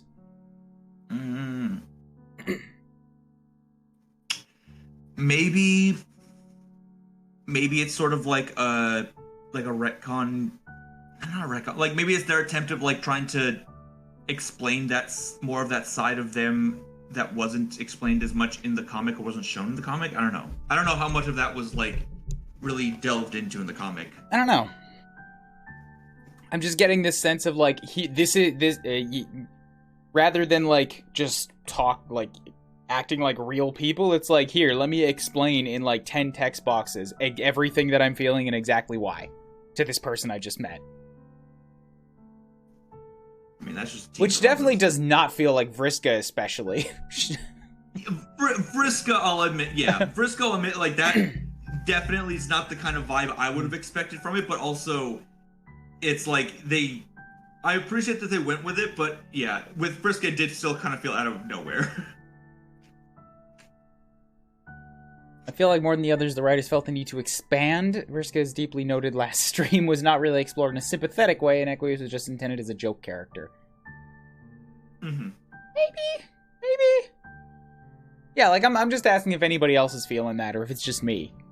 I don't want to just plow through, you know? It's a stream. I talk and react to things. That's the whole point. No, I know. I mean, like, with how many characters Homestuck had, it's inevitable that some characters are going to get less exploration or... Do you really think Vriska's one of them? She had a lot of screen time. Like X-Station said, she wasn't portrayed sympathetically. And that, she was portrayed very specifically one way, and I guess here they wanted to portray it a different way. I don't know. Okay, let's do what is probably going to be the best one out of today's batch. Send an email to Hussy if you have any problems. The teal blood, the Terezi. Ooh, oh hell yeah! right. Hang on, do I it's not quite the same, but I remember the other day, like a while back when Deltarune first came out, or Deltarune Chapter 2, I bought on a whim a pair of Spamton glasses because I was considering I was considering like doing a cosplay of them, and now I want to see if I can like find them and wear them. Because that's like the closest that I have to like Terezi glasses. Is fair, yeah. Heck yeah, I like her. Yeah, my the friend that I talked about last time, the friend who like I met from conventions, who was the embodiment of Rose and Kanaya. I met her through another friend who was Terezi. Like, we cosplayed together a lot. And I had a Terezi and a Kanaya, and I was Dave, and it was good. Found the glasses, by the way. It's a cool, breezy evening. Violet leaves crunch under your feet as you stroll casually through a dense and inviting forest. Not an environment you're used to on this planet, that's for sure. You should be lapping up this serenity like a thirsty dog at a Zen fountain. Instead, you're brooding. So many new friends, all of them a special breed of sad. All of the trolls are very sad. Noah recognizes how sad they are. You don't like seeing sad people, so you've done everything in your power to fix them. Slumber party, matchmaking, throwing a giant spider into a volcano. The smiles your new friends greet you with are all the proof you need that you've been doing good work. And yet, you can't help but wonder how much of a difference any of this really makes. Especially on Alternia. I'll admit, as much as like hearing like Vriska brood and like talk about her own personal problems, fixing her problems by throwing her Lucis into a fucking volcano is a pretty Vriska way of solving a problem. Hell yeah. You've gathered that even if one of these kids avoids being murdered by an insectoid eugenics robot, they'll just wind up conscripted into a lifetime of military service under a colonial empire. Which makes it really hard to believe that inducing a few bouts of revelatory catharsis will ultimately amount to much. It's a depressing thought, and you're not entirely sure what to do with it, which is why you came out here. Nothing better for the soul than a nature hike, right? Maybe after a nice long walk, you'll come out right as... Hey, is that a treehouse? Ouch? Does she have a treehouse? Ouch is right, criminal! Great. More shenanigans. Fucking love it.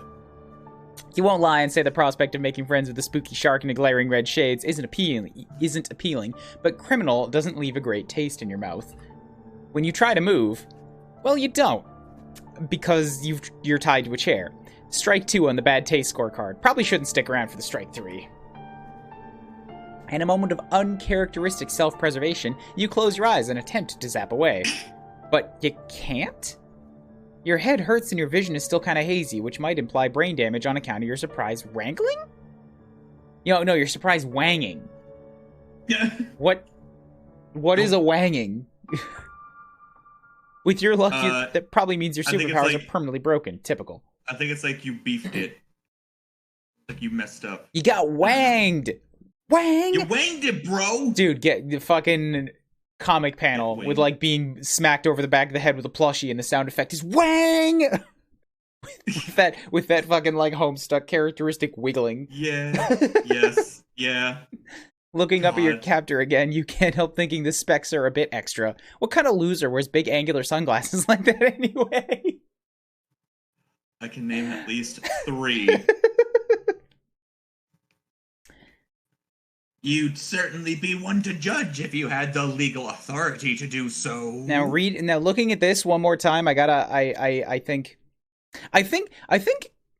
part of the reason why Terezi was so damn popular is that her text is very, very clearly quirky, very clearly has something wrong with it, and yet it's surprisingly easy to read. Yeah, because there she only uses 4s and 3s and 4s. Yeah, 1s, 3s, and 4s. 413. So God damn it, 413. 413. Yeah. 413. You just realized that? Yes, I didn't know those were the numbers. I didn't realize the significance there. Yeah, that's the reason, boyo. Yeah, no, it's fairly easy to read, like, but yeah, it's also just like, it's the kind of thing that's like, if you see like giant blocks of text with it at a glance, you're like, oh my fucking god, who the fuck writes like this? So like Gamzee has something wrong with him, but it's also hard to read. It's like, fucking this goddamn clown. I hate him. It's surprisingly hard to read, considering it's literally just like alternating caps. Like, it doesn't feel like it should be hard to read, and yet it's the up and down nature of it. It like the text visually looks rocky. Yeah, but I also like the fact that like quirks like this really kind of almost you could almost hear the voice. You could kind of hear the kind of tone and voice that these characters have when she's like in all caps and using like leet speak. It's like you could almost hear it. Or at least maybe that's just me. Maybe that's just like synesthesia or something. Don't worry about it. A fashionable dress like that with blood as deliciously red as yours. The hypocrisy on you stinks like a fragrant pus. Gross. Jeez, what's up with these aliens and their hang-ups about blood?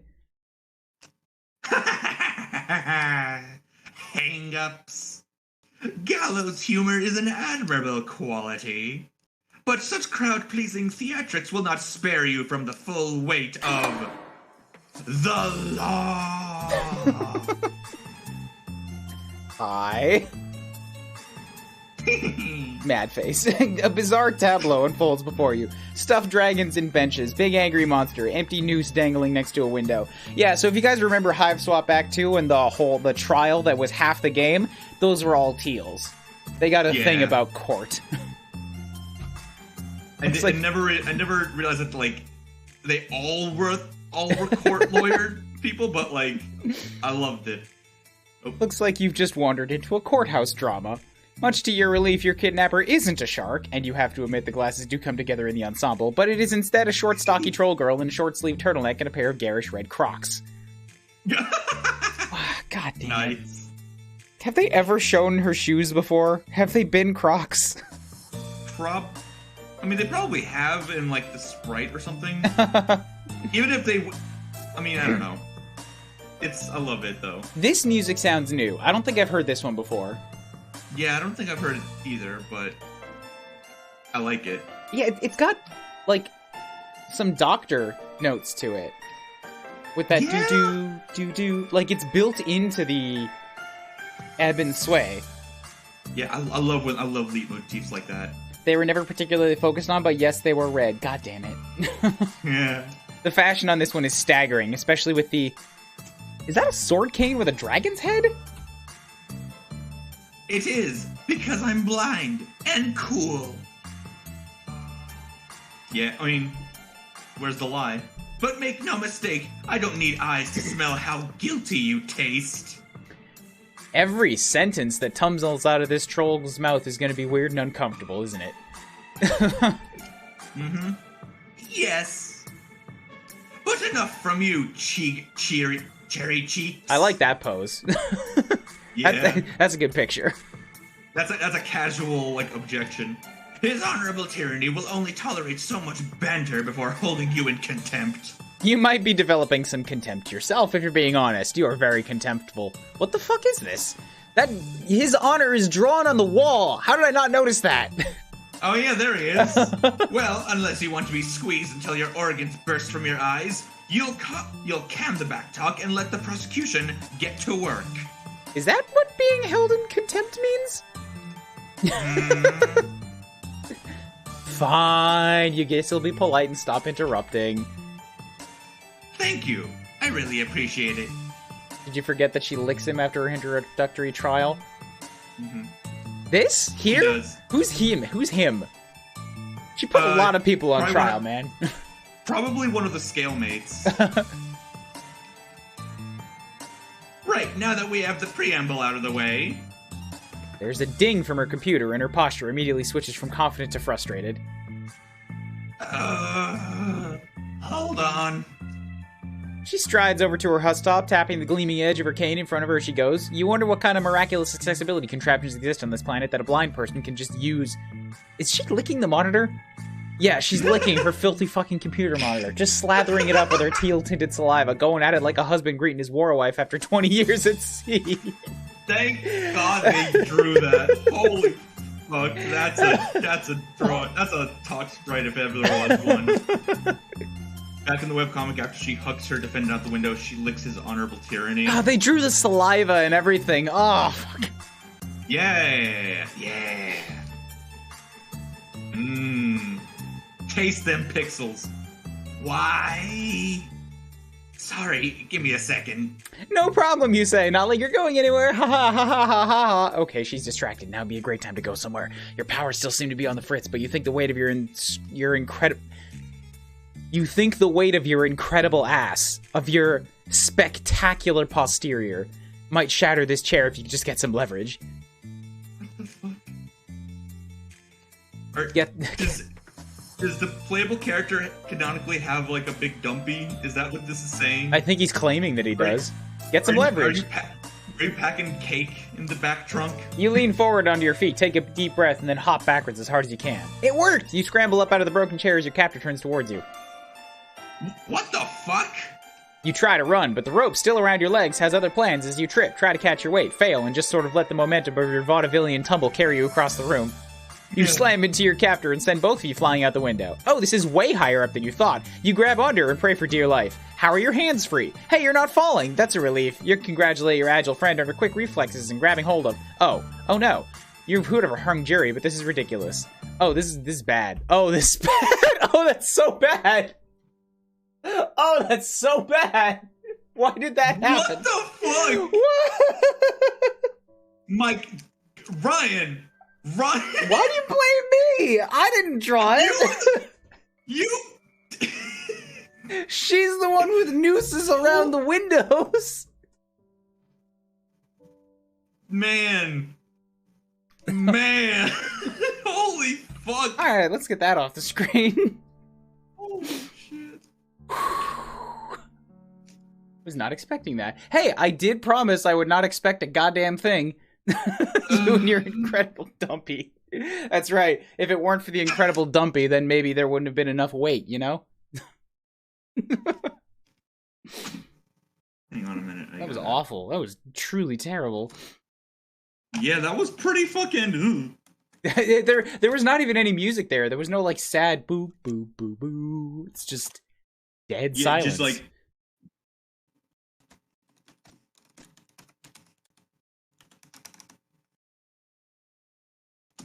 There what are you go. typing?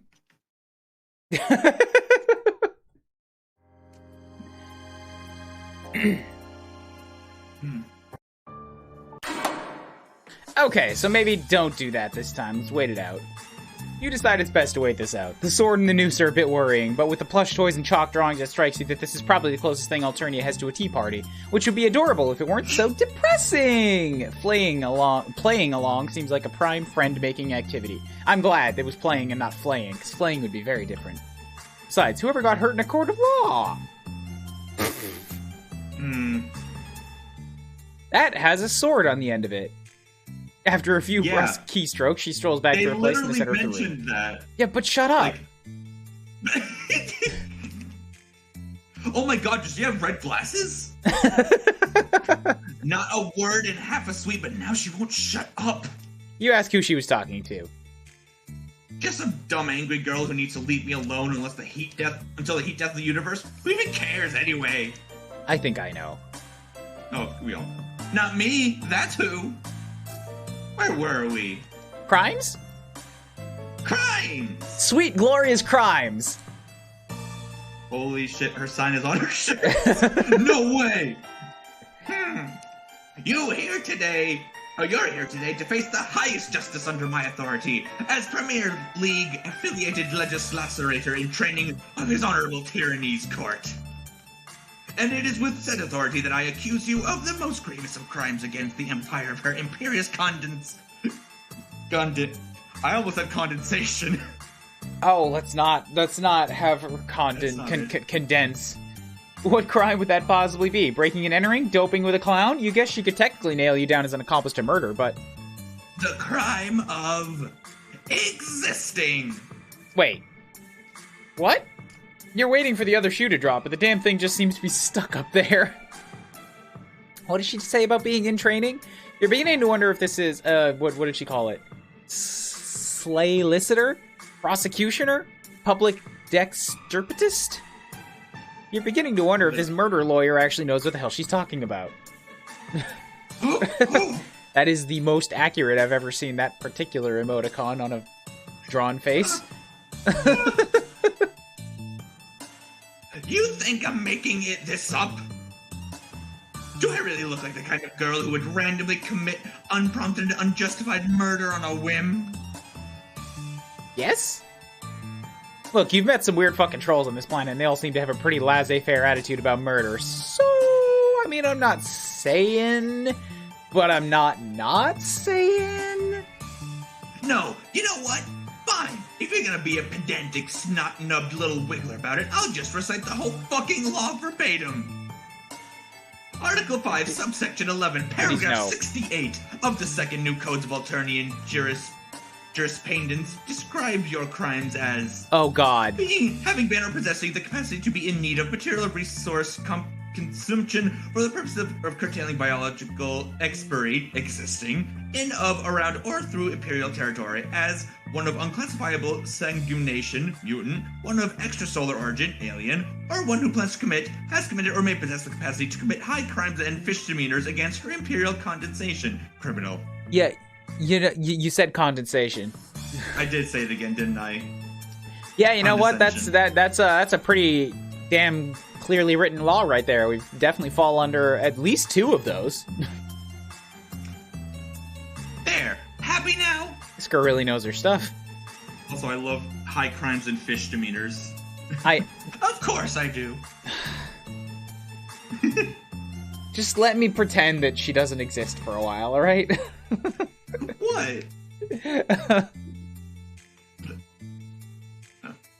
And I'm not some fly-by lunar cycle troll slaughter consultant. I'm a fucking professional. Apparently! How can you question her expertise on the subject of what is and is not technically a crime when there's so many books piled up haphazardly? You definitely are existing as an alien after all, and you guess that but does by definition make you a criminal. And from the look of that noose, you doubt the punishment is something as quaint as being thrown in the slammer. So is there an appeals process, or like maybe I can bribe a few people? Maybe I can provide some favors. Maybe I can suck a few dicks. You know, it's just whatever needs doing. Whatever trolls have. Bulges? Do I have the right to an attorney? Please tell me more about these bulges and what I can do. She springs forward with surprising agility and presses her face right up against yours, sniffing you with alarming enthusiasm. This seems like we're on the right track. Look, I've got an incredible dumpy belt.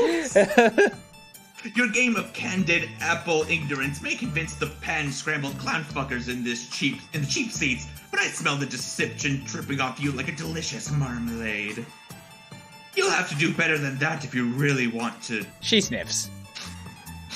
Want to. She sniffs again. Look, I cannot control my incredible dumpy in times of great panic. Oh, goddamn. I may have made it a bit dumpier. Did Kanaya make this dress? Oh, look it out! Yeah, you say. You and her are great friends. She's like your #1 friend. The best. In fact, you think she should message Kanaya right now to clear all this up. You know, like a character witness? I've witnessed your character plenty, and it's as bland as they come. Oh. Oh, you may as well just shut down the game right fucking now, because you're never going to recover from that. That's certainly not the worst contemplative noise you've ever heard. I may have misjudged you.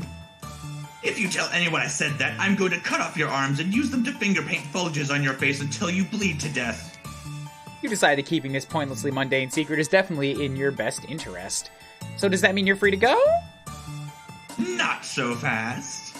May have implies possibility, not certainty.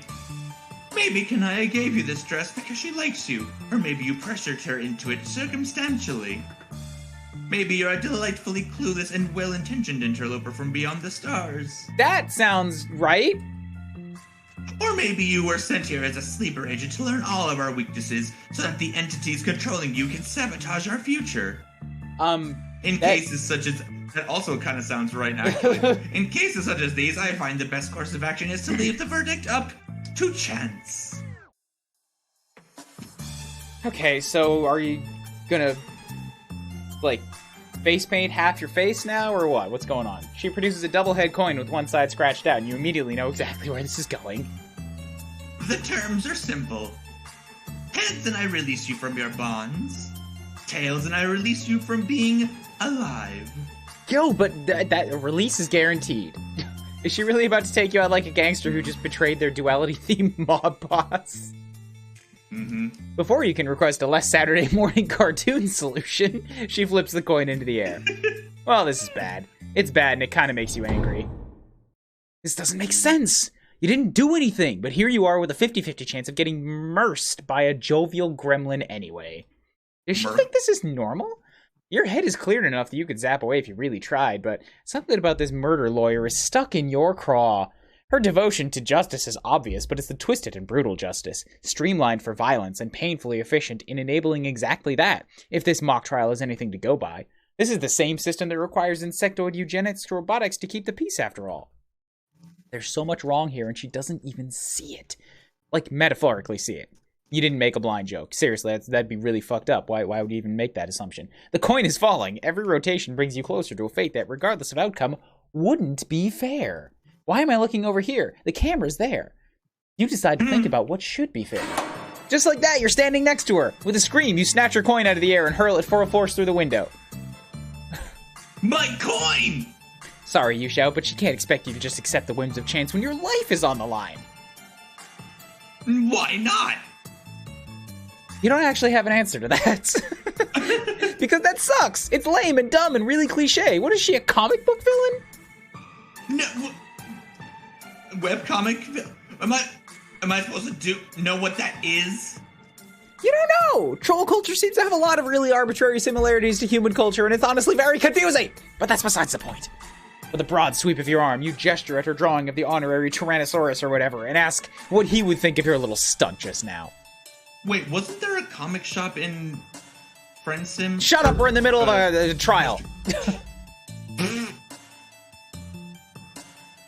The trial isn't for him. I thought you were pfing at my interjection, and then I read the text, and she said pff. We act like it is, but everyone knows he's just a big hangry monster. Then who? It's for the audience, obviously. By the time you make it to the stand, you're basically dead already. Don't the accused get a chance to defend themselves? Defend? Only the outrageously guilty would ever think to defend themselves in a court of law. That's fucked up. What's even the point of having a trial, then? Besides the sheer pleasure of watching all the hope slowly drain from someone's eyes as they confront their imminently approaching and inevitably gruesome execution. Yeah, besides that. It's a warning to the seditious of what happens when they cross the line. And that line is existing? Yup. The nonchalance of her answer underlies just how upsetting all of this really is. You remember the laws she recited, and one part in particular sticks out to you. Unclassifiable sanguination. Didn't Carcat try to commiserate with you about having mutant blood or something? Wait, you know Carcat too? Yeah, I know everybody! Look, if I was able to zap forward in time right now and I wasn't blocked by some god entity telling me that I can't time travel in one direction specifically, I could come back and tell you that I know the future Empress. Well, I can see her on the menu. Don't talk shit about me. I'll talk shit about whoever I want. God voice. I keep waiting for him to fuss about team leaders, but now he won't shut up about this thing he calls a Dave. Oh boy. Oh. It started. Everyone was so worked up about the game, and now they're just over it suddenly. Yeah, that's your fault. Carcat will probably have a nuclear conniption if he knew you were about to say this, but you ask her if she's aware of his blood color. Of course, I'm... Of his what? Of his blood color. What do you think I am? Blind? You are unsure of how to answer this joke. Yes. Carcat's a mutant, right? If you remember correctly, that makes him guilty of the same crime you are. Her expression turns sour, and you can tell this is something she spent a lot of time trying not to think about. You figure she avoided summarily executing you because you're friends with her friends, so she would probably avoid killing Carcat as well. And that's a good thing. Great, in fact. You cannot stress enough how awesome that is. But doesn't that strike her as a bit hypocritical, making exceptions for her friendos? Does she think that everyone else who dies at court or gets cold in their own hives deserves what they get just because she doesn't know them personally? It doesn't matter what I think. This is just how things are. It sucks, but it would suck a lot worse to be killed for saying so. And then who would protect Karkat? Who would protect... I can't help everyone, Cherry Cheeks. I can barely help my friends. Maybe if I stick to it long enough, I can change things from the inside. That's the best any of us can hope for. You guess that doesn't sound like the worst plan. In fact, it kind of reminds you of... Who? Nobody, move on. No, but you can definitely feel a sadness welling up in your heart so fast and heavy that it knocks you over into her, and without meaning to, you... zap. Your vision is swimming, voices echo in your head, but you can't pick any of them out. You look around and something is watching you. Not maliciously, not yet. Just observing from a curious distance. Not that you can do anything about it while you're clutching your head trying to put your memories together. You've been circling around this awful familiar feeling ever since you left Earth, drawn towards it like a singularity, but the closer you get, the less it makes sense. What the fuck just happened? Did you kill me just now? Yes. How does it feel? Is this troll hell? Yes, troll hell. Do trolls not actually have a name for... Wait, she's here too? Here seems like an ambitious description. It's more of an ambiguous nexus of metaphysical realities. How do you know those words off the top of your head, 12-year-old child? That's an awfully specific description. Has she been here before? No, but I've tasted places like this in my dreams. Great, even more shenanigans. You look around trying to get your bearings, but nothing seems to be in focus. It's all too low resolution? Simultaneously too bright and too dark to make sense of. You okay over there, Cherry Cheeks? Your blood smells really loud right now. You wouldn't know how to react to that even if you weren't having a memory-induced thought sheezer. She's...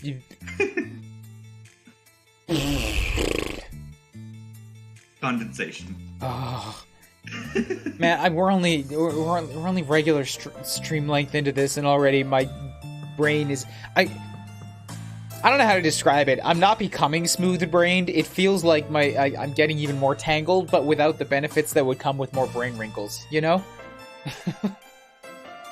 Mm-hmm. The pieces are too far apart, and you can't quite put it together, but you remember. Friends? Bits of memory hit you, sudden flashes of joy, of violence, smiling faces, crying faces, bodies, plans. Hope that the world could be made into a better place. What the fuck are you mumbling about? If you fried your think pan, at least let me in on it so I can participate. Please help. You tell her what you can remember, which isn't much.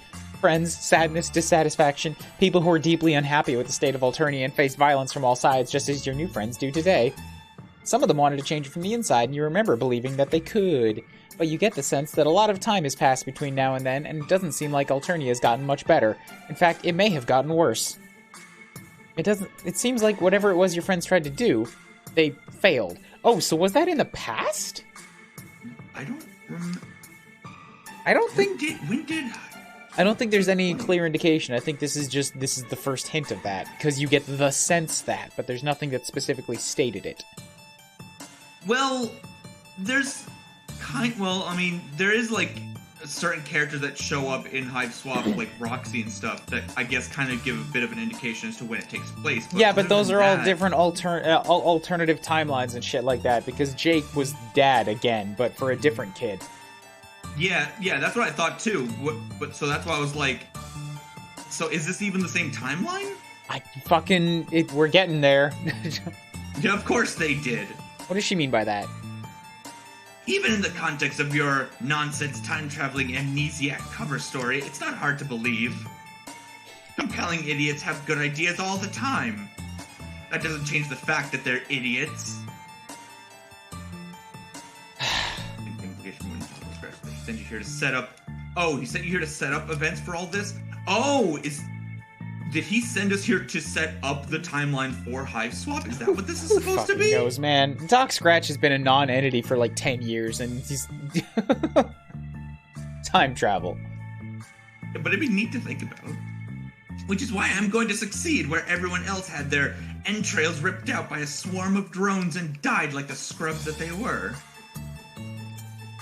I am many things, Cherry Cheeks. An idiot isn't one of them. Now, to be fair, every idiot thinks they aren't an idiot, so what does that say about you, I think what it says is that she's the one with the sword. Yeah, but she's blind. She can't use it. She flashes a bright and pointed smile, filled with the confidence that you believe with every atom in your body. But you're pretty sure she's not the first person to make you feel that way. Idiots or not, the friends you used to have were just as sure as themselves as she is now. And what good did it do? Honestly, you doubt that intelligence or competence has much to do with it all. You think about the drones you barely avoided at Karkat's hive and your brief exposure to what this planet calls a criminal justice system. For as violent and unjust as things could be on Earth, at least there was some pretext that the system existed to serve the people. Here, it's just murder. You aren't sure that's a system that anyone can salvage. Her smile melts into a frown, and you really should ask what this troll's name is. You never even asked her for her fucking name. She never offered it. Yeah, and you were on trial, so I guess there were other pressing matters. Terezi Pyrope. She doesn't sound particularly happy. As she slumps against the debatably extant wall and slides down into a crouch, her face is a mask of barely contained emotion. I can tell why Karkat would like you. You're very depressing. Aww. That hurts. You chuckle and sit down a respectable distance away from her. You definitely don't mean to be depressing, but you have a knack for digging up drama. The hazards of forging new friendships, you guess. If Vriska saw us right now, she'd derisively laugh herself into an aneurysm. That sounds like the Vriska. Yeah. Terezi knows Vriska? That's one way to put it. We're practically sisters. Scourge sisters before she broke the rules and ruined everything. How do you know her? Oh, you played some Flarp, killed some Gids, felt guilty about it, threw Vriska's mom into a volcano. Wow, you really have gotten around. You're kind of a big deal. What's a mom? I forgot that she does that. That's so good. That's so good. I love that. You'd think that was just about the saddest thing you ever heard get said if you didn't already know what a Lucis was. You killed her Lucis? So she's... That explains why she's been messaging me.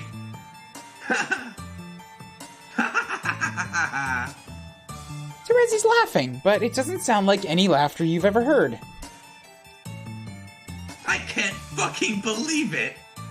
Circuit figures her shit out just in time for me to have my own identity crisis. And I bet she thinks everything's supposed to be fine between us now just because... Want to know a secret, Cherry Cheeks? Why the fuck not? You're already holding on to about 13 dozen of them. I have no idea what I'm doing. I never have, and now I don't think I ever will. That is bleak. You guess you're sorry? It's not your fault. You haven't told me anything I didn't already know. Her lips are trembling as she reaches behind her and pulls out a box of chalk, and then removes a red piece. You think this is a weird time for artistic expression, but oh, she's eating it. Yeah. She offers you a piece. You don't want to be rude, but you also really don't want to eat chalk. She shrugs and crunches on it like an unshelled lobster. You guess you have to take that in stride. The more important thing is that she's inconsolably sad, which sucks because you're the only person in a position to console her. I'm a save because a lot has happened. Yeah, save, fair. Please. I decided the last one. Somebody say something. Somebody say something.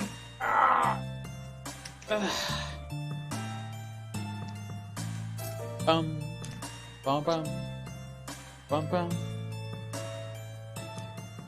Distraction. Distraction. Done. Probably what I would've. You heave out a mournful sigh. Alterni is a meat grinder fine-tuned to pulverize anyone who tries to gum up the works. Maybe there's something to be done, but you don't think either of you are going to be the ones to do it. Yeah. Why bother, right? She's probably just doing fine without me anyway. No! Suck up that teal tear. When you look over at her, you see she's doing her very best to hide tears. That's no good. You may be lost in the cynical ennui of political burnout, but that doesn't mean you can just sit by and watch your new pal descend into abject disarray. What the two of you need is a distraction. What you need is a... No, you refuse. I refuse. I will not. I'm loading. I'm not doing it, no. Give her a hug. I mean, it doesn't mean... Okay, whatever. I'm not doing it. I'm not doing it. I was gonna say maybe she's just gonna be like, pass. You don't know how to fix this. You don't know how to make Teresi feel better.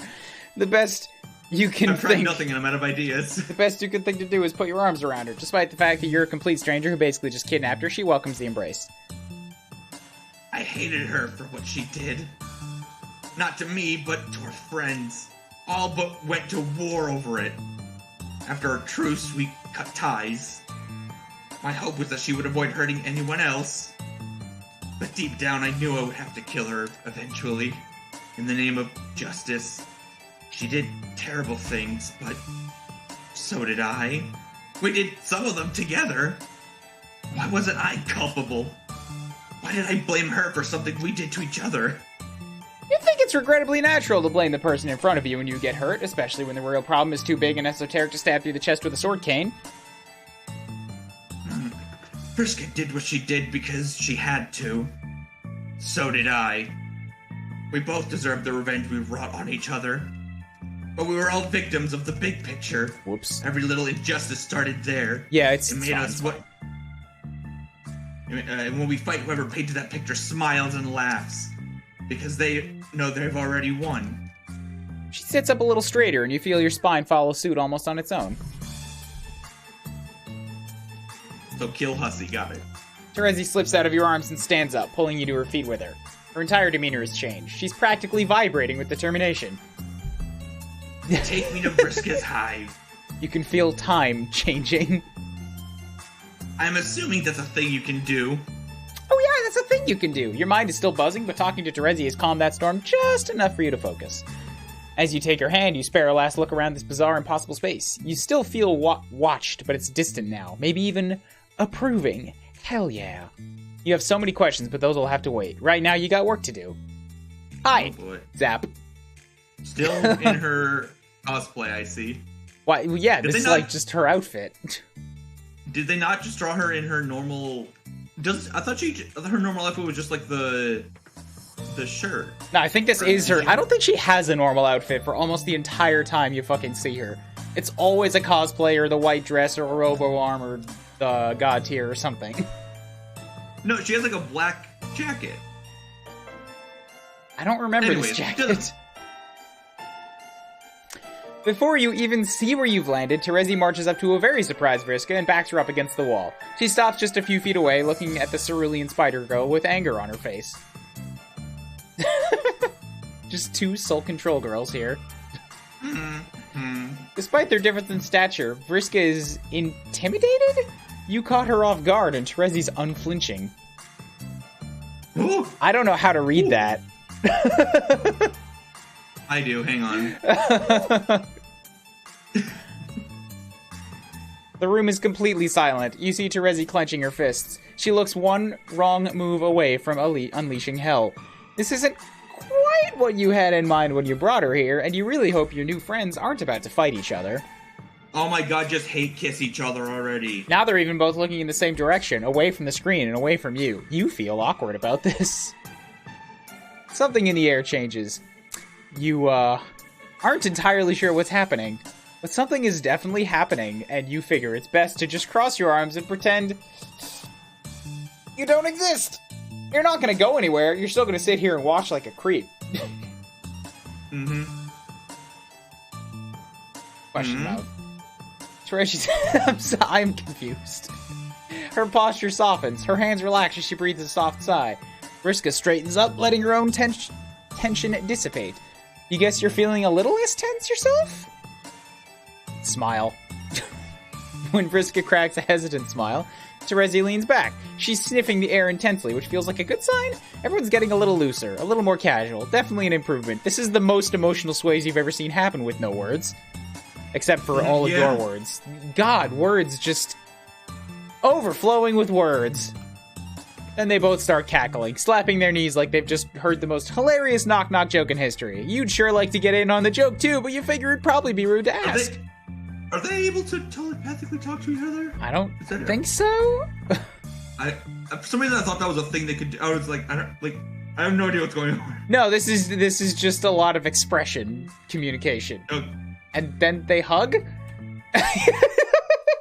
Yeah, just put both. God damn it. You're not exactly sure what just happened, but you figure hugging is a powerful platonic friend activity even in the worst of times. It's gotten you this far, after all. Platonic. Yeah, that's what all this cute. is. Just two gal pals hugging it out. Oh, it's so sweet you could cry. When they separate, Terezi meanders over to a window overlooking the pit where Vriska's Lucis used to live. So she is dead. Oh yeah, Oh, yeah. I'm real broken up about it too. Remember, she's mine. She's mine. Right. Gotcha. Vriska winks at you. No, you're not. No, I'm not. Terezi turns and leans up against the windowsill. You have a lot to make up for. That's why I've been messaging you. I want to apologize, okay? I don't want your apology, Vriska. One, I have a lot to make up. I have a lot to make up for. One. She just says one. I thought you were gonna list out things. There's definitely some kind of something going on in this room, and you're completely oblivious to it. You wonder what went down between these girls that they can't even talk about what they're talking about. What do you mean? What? There's so much injustice in the world. Every drop of deliciously innocent and painfully extracted blood on this planet is just paint for the fishy fucks up top to play with. And the worst part is they were complicit. That we're complicit. That we're complicit. It's a very different message. Okay. I thought it was like they were complicit. Okay. We revel in it, even. They were yeah, those fishy fucks, they're complicit in the system that they set up. It's unthinkable. I reveled in it. Terezi, are you... What is that? Like, it's flashing. Is that just on my end, or is that on stream? What? Nothing's flashing. What are you talking about? Okay, maybe I'm just imagining things. They could never make this violence good, so they had to make it fun. And I had so much fun hurting people. Who knows how long I would have gone on like that if it hadn't been for a weird invasive species of friend here. Maybe that's what it is. Maybe everybody's getting really weirdly book ready just because, like, hey, you showed up and fucked everything up. Yeah, probably. Terezi wipes a tear from her cheek and smiles at you, and you feel a huge wave of relief. Friends, with a formal murder lawyer in training, you know how to pick them. I would have loved if, like, that was the end point of just like, hey, she said we're our friend, and we win. For once, Vriska, I want to revel in something good. Yeah, you just leave mid-conversation. Just like, oh, friend, you're done. You got the award. Bail. Next. Next. I want them to feel the razor edge of their own justice. I want their blood to stain the dirt beneath my feet like the pathetic wiggling insects they are. But I can't do it alone. I don't want to do it alone. You watch as Terezi takes in a measured breath. For just a moment, you can imagine you're standing in a room full of determined people, just behind the person everyone else would call leader, smiling a wicked smile. She's not the one who commands the stage, you think. She's the one who controls the spotlight. She's the one who knows what happens next. Terezi? I think? Yeah, I mean, that makes sense. She is a seer, I think. This is becoming more... less random fun stuff and more actually like tangles. I feel like this is in a sense setting stuff up for Hive Swap. Not stuff you need to know, but like if you know, you know, that kind of thing. I'm not sure what we are together anymore, Friska. I've hated you. I felt a lot of things. A lot of things. What I know is that we were dangerous, and fate seems determined to make us rivals. That almost sounds fun, doesn't it? Nice. We could fight for the rest of our lives if we wanted to. Put the 69 away. Put the 69 away. Car can't get out of here. Each the scourge of the other until one or both of us winds up dead. They tell stories about us for a long time, years even. But I don't want that to happen anymore. Do you? No! Sad cry face. You haven't known Vriska very long, but this is a side of her you have never seen. You doubt many people have. Yeah. You look at the picture of her on her own wall, just behind her, going, yar, har, har, har, har. You're like, wow, this is a weird temporal shift. Weird change in tone. It's actually really awkward. You should probably go, but your prying curiosity and desire for interpersonal closure keeps you glued to the spot. We had the right idea in the wrong circumstances. But this time, I think we could really do something together. So let's try this again. Vriska, will you be my scourge sister? Yeah, obviously, duh! Good. Good poses. Then let's get to fucking work. They share a look you can't quite read, but you get the feeling that this was a resounding success. Yes! Good. This rules. And no This clowns were required. I don't think you're going to do it. I want to know what the hell the clown route is. No. But also, yeah, I know. Yeah, I figured you weren't going to. I'm just curious. Fuck that clown. This is taking a long ass time, and I'm not entirely sure. Like, look, I don't want to draw it out any longer. Whew. Like I say, there seems to be less random, not friendly, fun nonsense, and more like, wow, you're getting things really wrapped up in shit, aren't you? Yeah, this is starting to feel more like world building than like just random bullshit. But I'm entertained by it. It's entertaining, yeah, but there's less like belly aching laughter. Yeah, that would make me want to explore every corner of it, you know? Yeah, there's less like shenanigans and hijinks. Okay. Tav, I guess. Wow, those two took up 2 hours. Damn. They're big characters. Now let's see how this boy goes. Yeah, thankfully these two aren't. You're enjoying a brisk head-clearing walk in Alternian moonlight when the plot comes screaming towards you. Wait, no!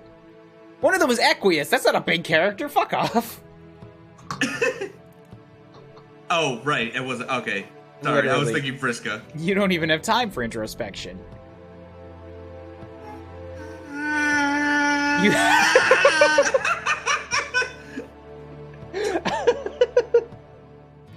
You turn your head to see a guy in a wheelchair whizzing down a nearby hill. He's got a phone in one hand, making it difficult to control his descent with the other. I was drinking.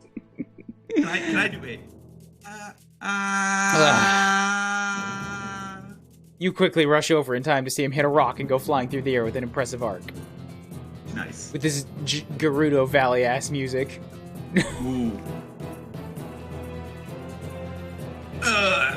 You bring the fallen wheelchair over to him. He stares at you for a second and then pulls himself back into it with a grunt. Thank you, weird and ugly alien stranger. Ow, why? You gotta hurt me like that. Once he's settled into the chair, you look over the boy you just helped. He's lanky and scrawny, except for his oversized horns, giving the impression of a boy going through a very awkward puberty. His wheelchair is simple and flimsy and looks like it's gone through a lot of wear and tear. Oh, introductorily speaking, I should say that my name is Tavros. Tavros! As is now usual for you, the name sounds familiar, even though you're not sure any of your other friends mentioned him by name. You give him a proper greeting and then ask what happened, and he nods towards an old watchtower at the top of the hill.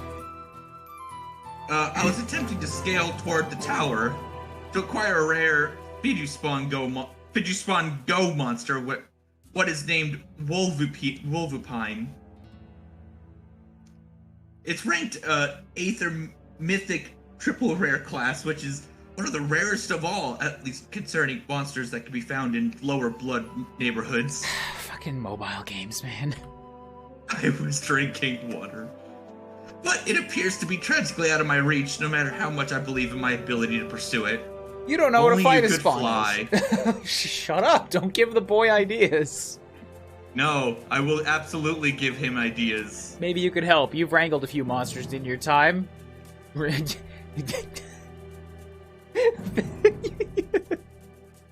A vague memory of a bison appears in the corner of your mind.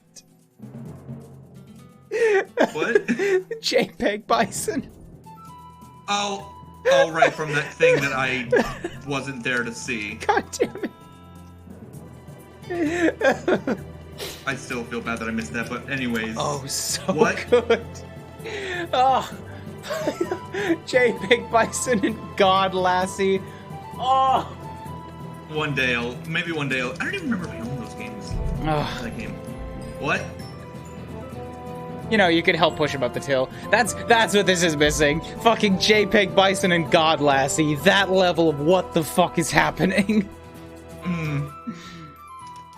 I mean, the other thing about those characters is that you knew nothing about them, so I think that's also something about these characters. Like, everybody knows these characters, so part of it, the writing has to be like, it's like, get it? You don't remember these characters, but when it's something new, it's like, you can just do whatever the fuck you want, nobody's gonna say you're wrong, so... But also, yeah. Now, wow, I normally am expected to do everything myself, always, literally forever. The only trolls who offer me to help are those who live too far away to actually do anything of consequence. Which is fine, I get it, but it's pretty useless to me. Anyway, no. See, I never really got any attachment to Tavros because he kind of just feels like a character that is set up exclusively to pity.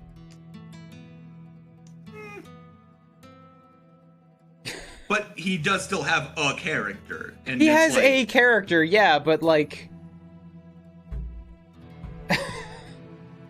I don't know, man. It's like, I mean, people being mean to Tavros is just like a kick the cat moment, you know? And I'm like, I would like something with a little more complexity in there. I did not feel bad when Vriska'd at Tavros, alright? And that's just what I'll put down there. Alright. I'm not saying I have any particular attachment towards Tavros either or anything. I'm just, what's even the word I'm looking for? I'm like, it's like with Vriska, it's like you're expecting some kind of like shenanigans with Vriska, so they can't just write something completely different. They're like, well, we're gonna write Vriska, we know what people are gonna expect from her, so we're gonna make some like high seas bullshit, and it's gonna be fun. I don't know. Anyway, yeah, I don't want your help on account. Sorry, I don't want help on account of if I will be weak at myself and failing to grow as a troll. Ah, yes. I'll just have to try again and again and get grievously hurt in the process, probably. Don't worry. He begins to wheel back towards the hill. You know how this story goes. You'll have to spend your entire evening convincing this poor troll boy that it's okay to accept help from others. You want to launch you a gentle pitch about how help from a friend can... Oh, well, if you say so, then I accept your help. Oh, that was easy. You follow Tavros up the hill. When he reaches the steepest part where his wheels begin to lose traction, you step in behind to give him a little push. The two of you are successful in scaling the hill, and Tavros grins and taps at his phone. Oh, it's a phone game? No real monsters involved? Holy shit, this is new to you. Yep, Wolverine is now acquired. Thank you so greatly. Maybe the cartoons for regulars are right all along. And friendship is truly the greatest source of power to exist. Finally, someone who gets you. You ask if he wants a quick ride home, and he tilts his head in confusion. I already have a ride. Always. I'm sitting in it. Not like that. You tell him it's hard to explain. Just trust you on this one. Okay, let's go. Please tell me you won't take the wheelchair. Yeah, okay, I'm glad I wasn't thinking that. The only one thinking that too. Grip his chair and focus your energy and zap on over to his hive. No, it's here. Oh, damn it. I was Just Damn, the as soon as he said- wheelchair. Yeah, as soon as he said grips the chair, I'm like, oh fuck, please, actually though. Ah, Damn it. Whoa, are you magic? who is this back here? I'm trying to figure out, like, I can't see any identifying features on the horns. Which one? The left or fairy right? in the back. It looks vaguely like Vriska. if I'm Yeah, being vaguely honest. like Vriska, and this one too, but the horns are just regular old, Yeah. spikes. But that one you know what? That one right there on the laptop. That one has a few extra pixels. And a weird looking arm. And familiar looking wings. And is on a chat client. Yeah. Boy, who could that be? Yes, you are magic. Awesome. Do you know any fairies? No. Shucks. He glances around the room and you follow suit. Your eyes settle on He's an right, advertisement for the theatrical run of Poopa Pan. A pinch of spectral stardust is all it takes to fly. Brought to you by Her Imperium's Condescension's 19th favorite theater company. Reserved seating for high bloods, hecklers will be called. The rest of the room is rather plain and sparsely decorated. The floor is scattered with messy gaming supplies. So, this is my hive. What do you think? Would you characterize this pad as sufficiently cool? No. You glance at a framed picture of a Fae trickster in booty shorts. Sure, yeah, this pad is cool as hell. Excellent. I hoped you would. Your approval is most good to have. I thought you might be uninterested on account of me being boring and kind of sad. Ah, boring and sad kids are your favorite, you tell Tavros. Wait, that sounds terrible. Ignore that. You mean you relish the opportunity to make people less sad? Oh, don't worry then, because I'm definitely sorrowful enough to satisfy. Also, I'm not great at talking either, so we have at least one point of failure in common. Thanks? Tavros flashes you a thumbs up and a wink. He wheels closer, and one of his scattered cards crunches under a tread and gets stuck, necessitating a bit of finagling. You must admit you're a little surprised by the wheelchair. Your experiences on Alternia would suggest that their culture is not very kind to the disabled. I was just thinking about this, and I'd never questioned it before, but why the fuck do they even have wheelchairs? It's easier to just kill a guy. Maybe, I'm gonna guess one of his friends made it for him. Have we ever seen anybody else in a wheelchair? No. Other than Tavros? No. Yeah, that I'm willing to bet it's probably one of his. Oh, it isn't very. There's a long story behind the fact of me being like this. Kanaya says not to talk about it because it hurts my self-esteem. Oh, okay, that's fine. You turn your attention to some of his cards. Perhaps he can teach you... Well, if you insist, I will reveal to you my tragic backstory. My interest is waning quickly. Man, dude, I'm so turned off by this. Ugh. I used to be more of a hardcore gamer who would do the extreme role plays. And I had a friend, or I thought she was my friend, who I did Flarp with. Oh, you're familiar with Flarp. You're a vainglorious bastard. Thank you for remembering. Come to think of it, you've got a great Flarp friend who we might love to meet. Well, I don't play anymore, because this old friend of mine did a bad thing to me, resulting in a chain of revenge that was very tragical. Yeah, I remember that. Essentially, the story is that I was thrown off a cliff, physically, and became heavily injured, which resulted in my legs not working. Oh god, that sounds terrible, you say. Oh man, you're very glad that you definitely asked to hear this whole trauma dump. The culprit continues to hassle me, sometimes in ways which are supposedly remorseful, but mostly continue to make me feel bad. For instance, trying to make me learn how to climb stairs or fight better, or telling me I'm useless and awful because I can't. Although she also sent me this 4-wheeled device, which helps me to not be cold, so that's nice, I guess. Although maybe she wouldn't have done that if Kanai didn't say to. I don't know, she's hard to understand. Sometimes very nice, and other times extremely not nice, and I can't figure out how she truly feels about me. Wow, this girl Tavros is talking about seems like a real piece of work. You sure are glad none of your friends are anything like that. Yeah, but maybe it's best not to think about her, actually. Kanaya was right. She's probably not even worth talking to or redeeming in any meaningful way. Well, how don't I teach you how to play? Tavros freezes up instinctively. Oh no, that's her. The one who injured me. Oh no, your spine ice is over. You recognize that telltale exaggerated call. But how can this be? How can your dear, sweet, precious friend Vriska have done such a horrible thing to— Okay, yeah, I know this tracks. Maybe she did do, like, one thing wrong. Just one. Hi, Mew, what's up? In this timeline, I'm not even gonna say this is the one. She didn't she also blind fucking, what's her face? Yeah, sacrificing all of those kids was just because she had to. Obviously. Also that, yeah, she also did that. You're in mean suit form, I'm triggered. Mean suit? What is mean suit form? What? I'm confused, what's going on? Hi. We're playing Hive Swap again. We're getting into complicateds. I love that emote, holy shit. That's good. Meat suit form, I'm triggered. Look, it's English games. English games is meat suit. Tap. Feel free to just put, like, another window over the bottom right corner if you want. But, like, for the entirety of Xenoblade 3, I was in meat suit form too. That's just English games get the meat. I've got the meats. That's a phrase. But why? This isn't like the other kids she killed. You know Vriska's violent and volatile. She had to be to survive. But to harass Tavros after the fact instead of just feeding him to her luces? It doesn't make sense. You feel sick to your stomach. Hey, Tavros. Yeah? Yeah, I mean, that's fair. That, like, why wouldn't she just get whatever? Go on, attack her. No, I didn't really have anything to say. I was just like, it's like, yeah, as far as you know, it's like she just kills people. She doesn't, like, torture anyone. Tavros, I mean, you haven't been answering my messages. We need to talk. Her voice comes from outside the window as it moves around the perimeter of the house.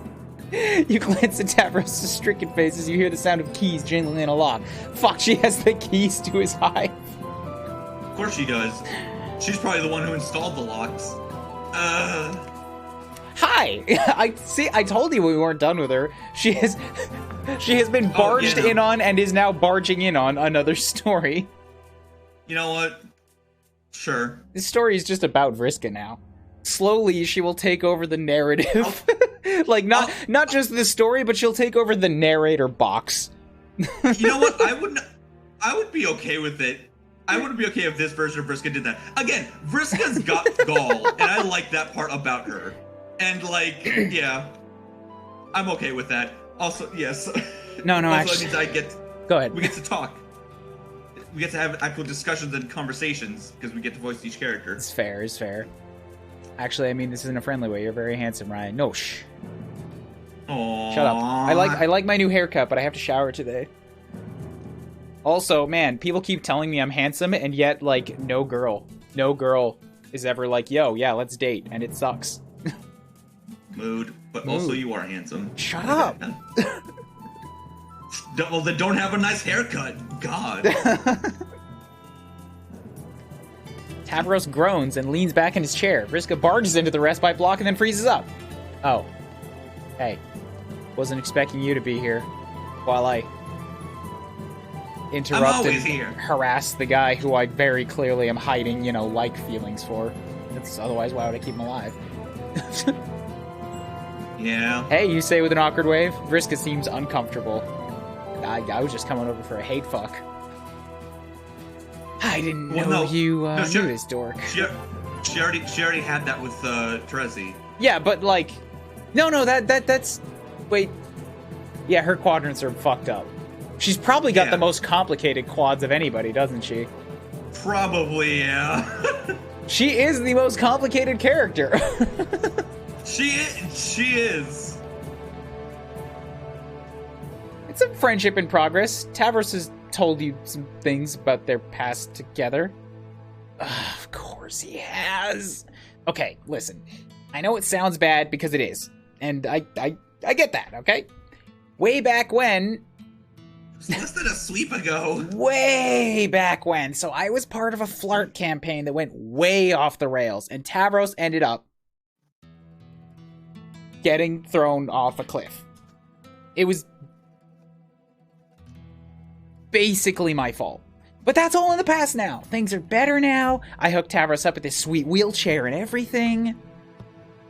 It's not that sweet. Well, it's a chair and it's got wheels. How is that not amazing? Shut up, Tavros. I'm talking about how terrible I feel about hurting you. Tavros cringes, and you try to intercede on his behalf. Why is Vriska here? Oh, right. I'm here to extend an olive branch. Very magnanimously so, if I might say so myself, if you ask me. Here, I'm just going to grab this thing off your desk. Take it. Yeah. Trezzy and I are getting the band back together. Not for Flarp, obviously. That ship has a sail. But we're going to whip this planet into shape, and we need all the help we can get. You've spent enough time moping around uselessly. It's time for some action.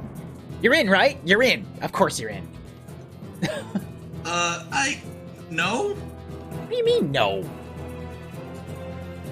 I mean, I don't really want to do anything exciting or dangerous like that.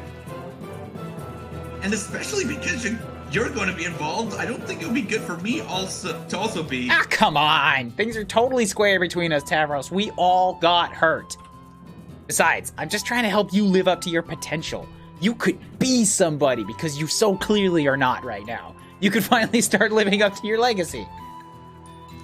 I don't want to be somebody. At least not your kind of somebody. Well, tough luck, Toreador. None of us get that choice.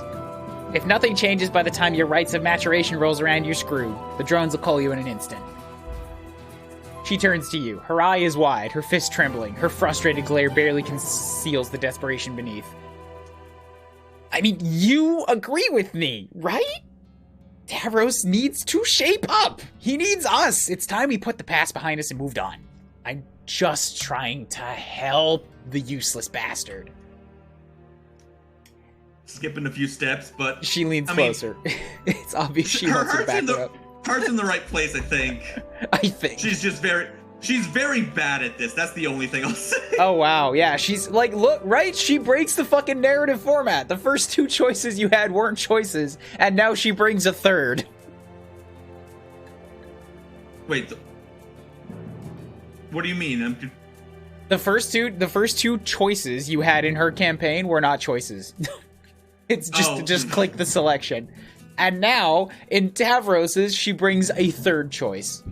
She breaks the fucking format because she's actually Doc Scratch. Or she's more powerful than Dark Scratch. I doubt it. She's cooler than Doc Scratch. This looks familiar, Ryan. Unlock my memory. What the fuck is this? Alright.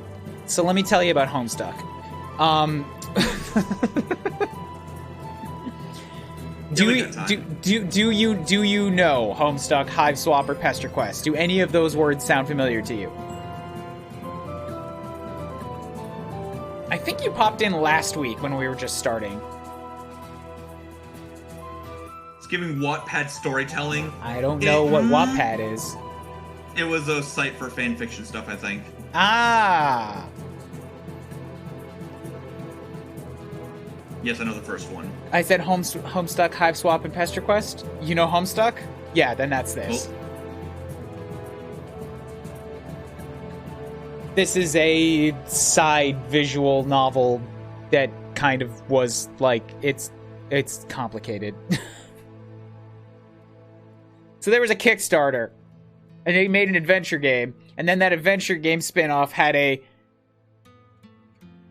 visual novel dating sim spin-off, and then that had a spin-off sequel that went back to the first thing, and now we're there. Homestuck! When you say it like that, it really just is like, that is the Homestuck way, isn't it? God damn it, Hussy. Hey, Mew, what do you want to do? Do you want to take a side, or do you say not take a side? The one on the left is Tavros, the one on the right is Vriska. And the one in the middle is a bear. We all know which one looks the coolest here, alright? Mm-hmm.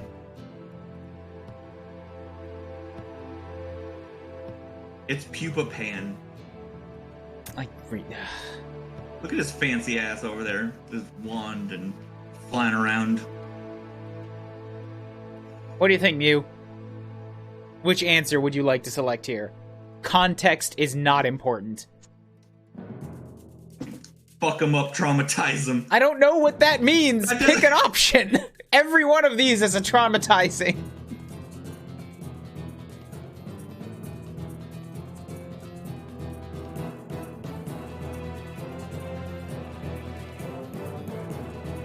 I'm absolutely gonna sit here until you pick something.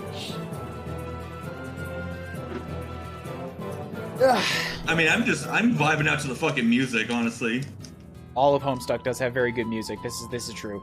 It's yeah. It's like the one thing that I can like say. It's like even if you don't like the story of the character or anything, the music slaps. Like don't take a side. Gotcha. Don't take a side. Who do you think you are, a centrist? Oh, fucking burned, man. Ooh. Scorched, sizzled, thrown in a goddamn volcano like some kind of gigantic spider mom. This is a choice-driven narrative game, and that obviously means having to choose between two equally unsatisfying, mutually incompatible options which will forever alienate you from the side you did not pick. Duh. Try again. well. All right, wrong.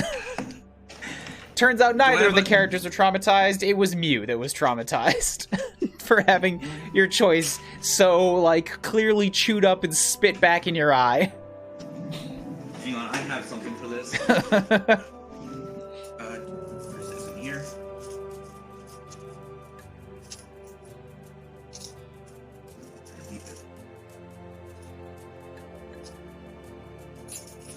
God damn it, I thought I had like a coin.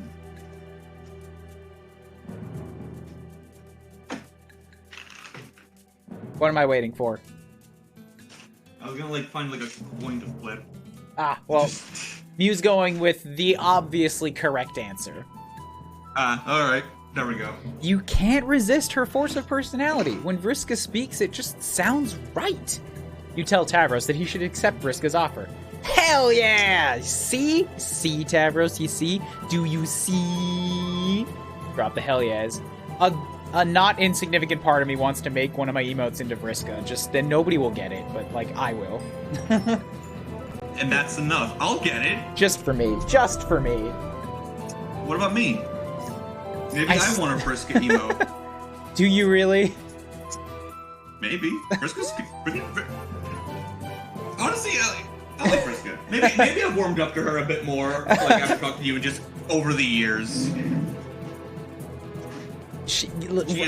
She's got a compelling force of personality.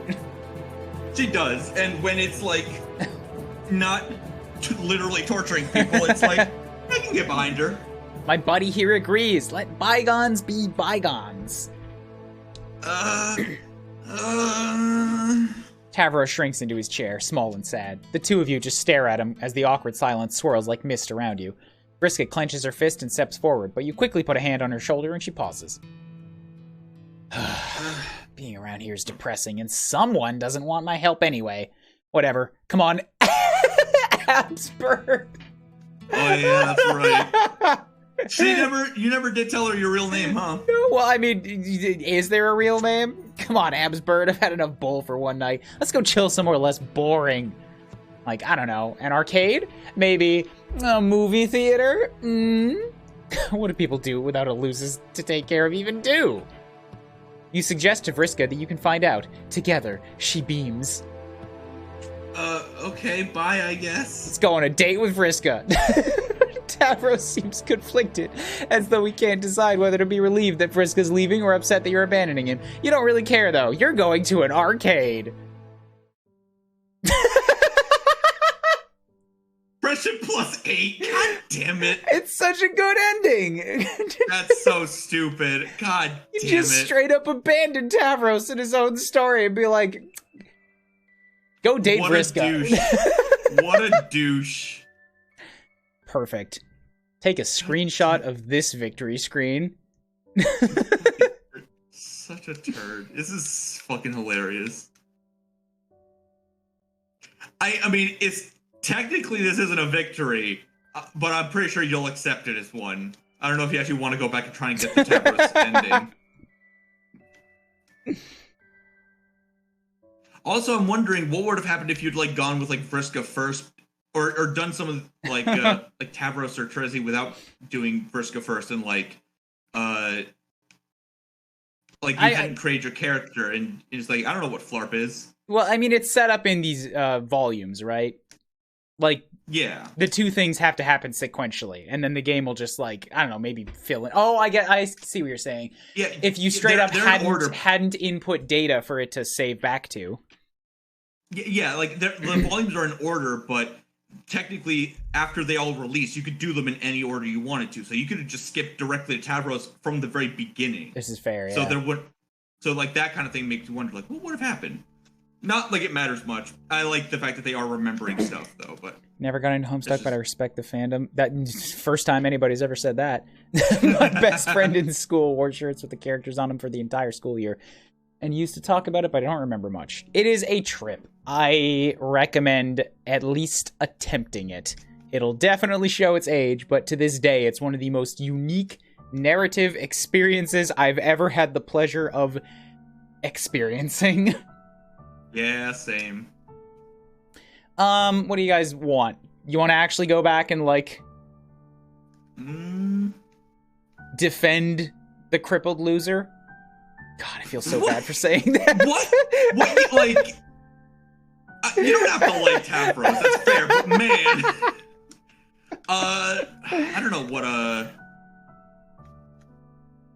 I feel like I would want to do. Yeah, I mean, I'm just saying what Vriska would say, and we've already identified that she's a bad person. Yeah.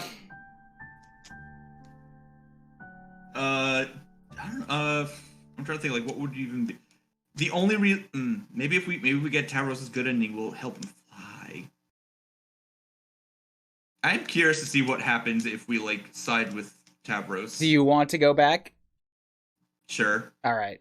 Who's next? Then Aradia. Yeah.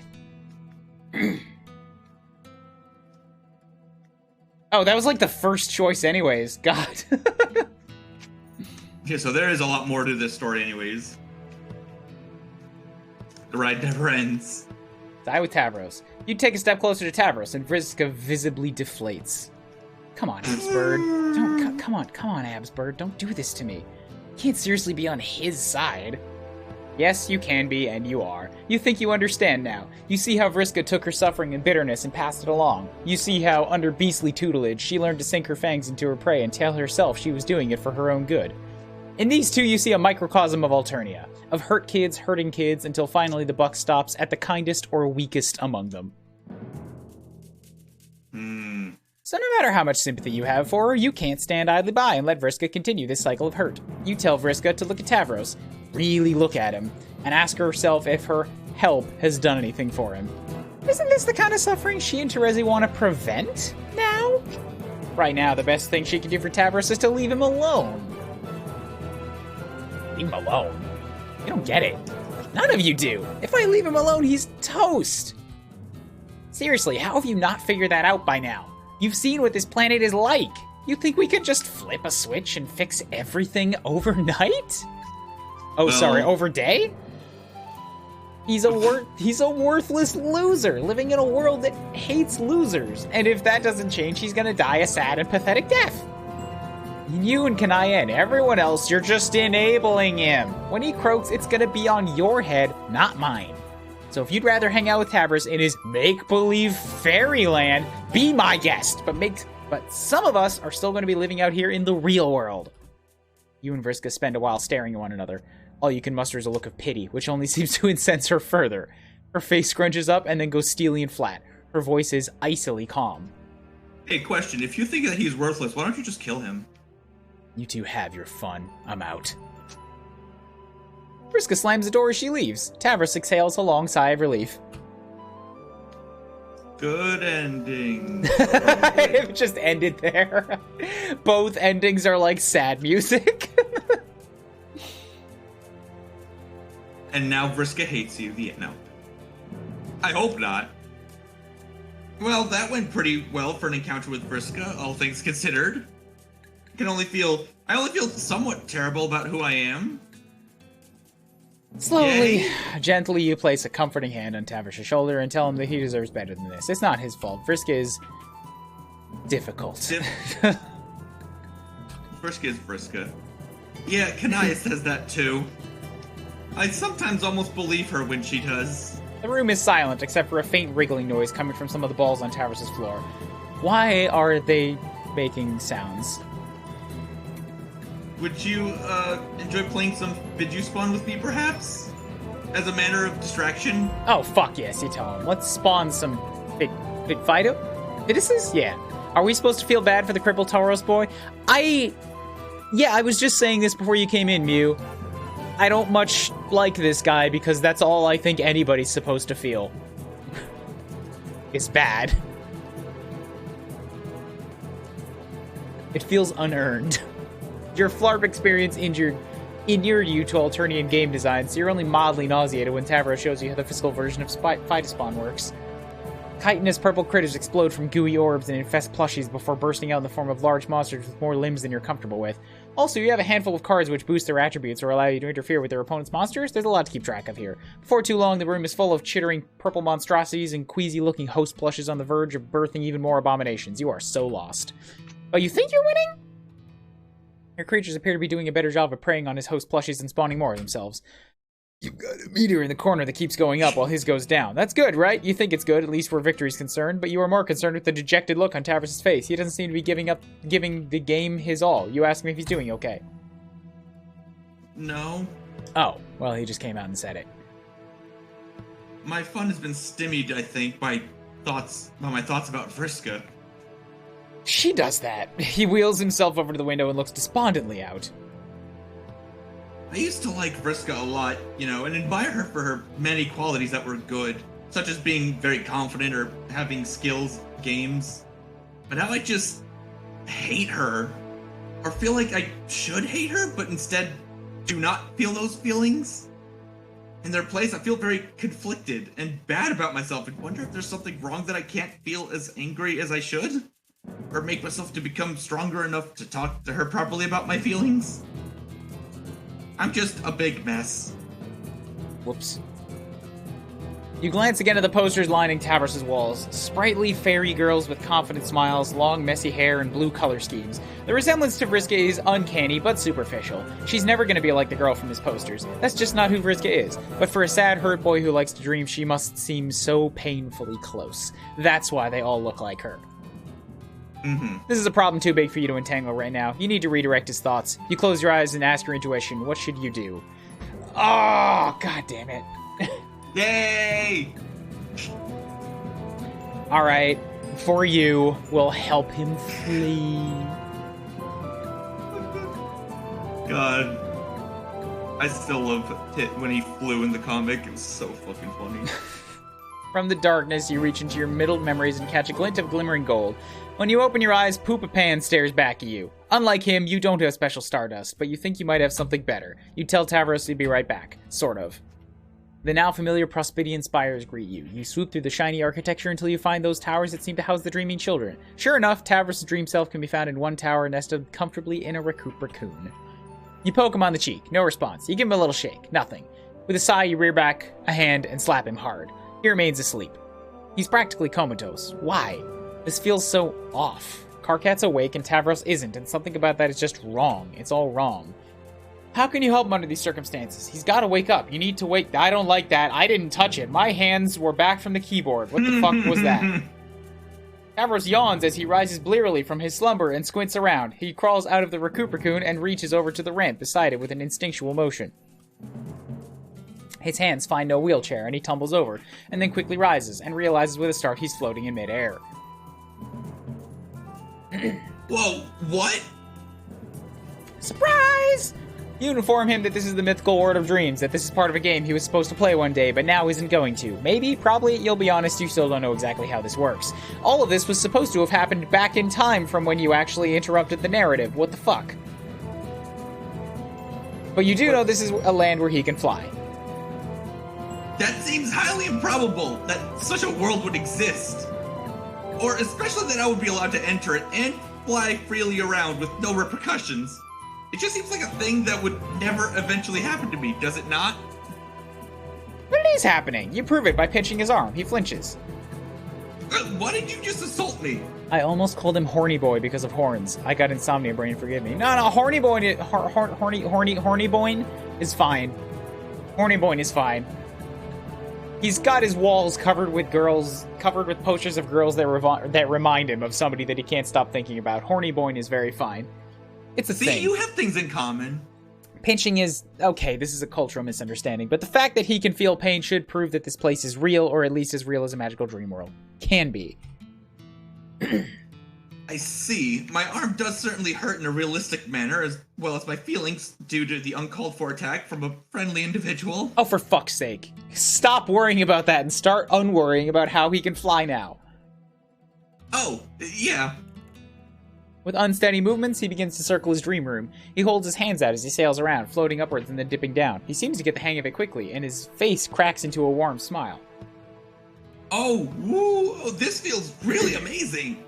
At your invitation, he follows you out the window and sees Prospect stretching towards him. His eyes go all starry. Can I really explore all of this area? You can. Probably. He can. Just don't go barging in anyone's houses. Hell, okay. He does loops and twirls, pirouettes around spires, and weaves through throngs of Prospidian civilians. He hoots and hollers, the anxious crescendo in his voice nearly absent. The sound echoes among the golden towers and rebounds back at you, a cacophony of childlike exhilaration. You swoop alongside him, buoyed by his excitement, and the two of you begin to race each other around the planet. You run out of energy before Tavros does, and now he's upside down and yellow, and this looks familiar. Eventually, he comes down from his hide. He floats lazily beside you upside down, his mohawk hanging down into his face. His eyes are locked on the sky and clouds, and he's wearing a wide, if oddly blank, grin.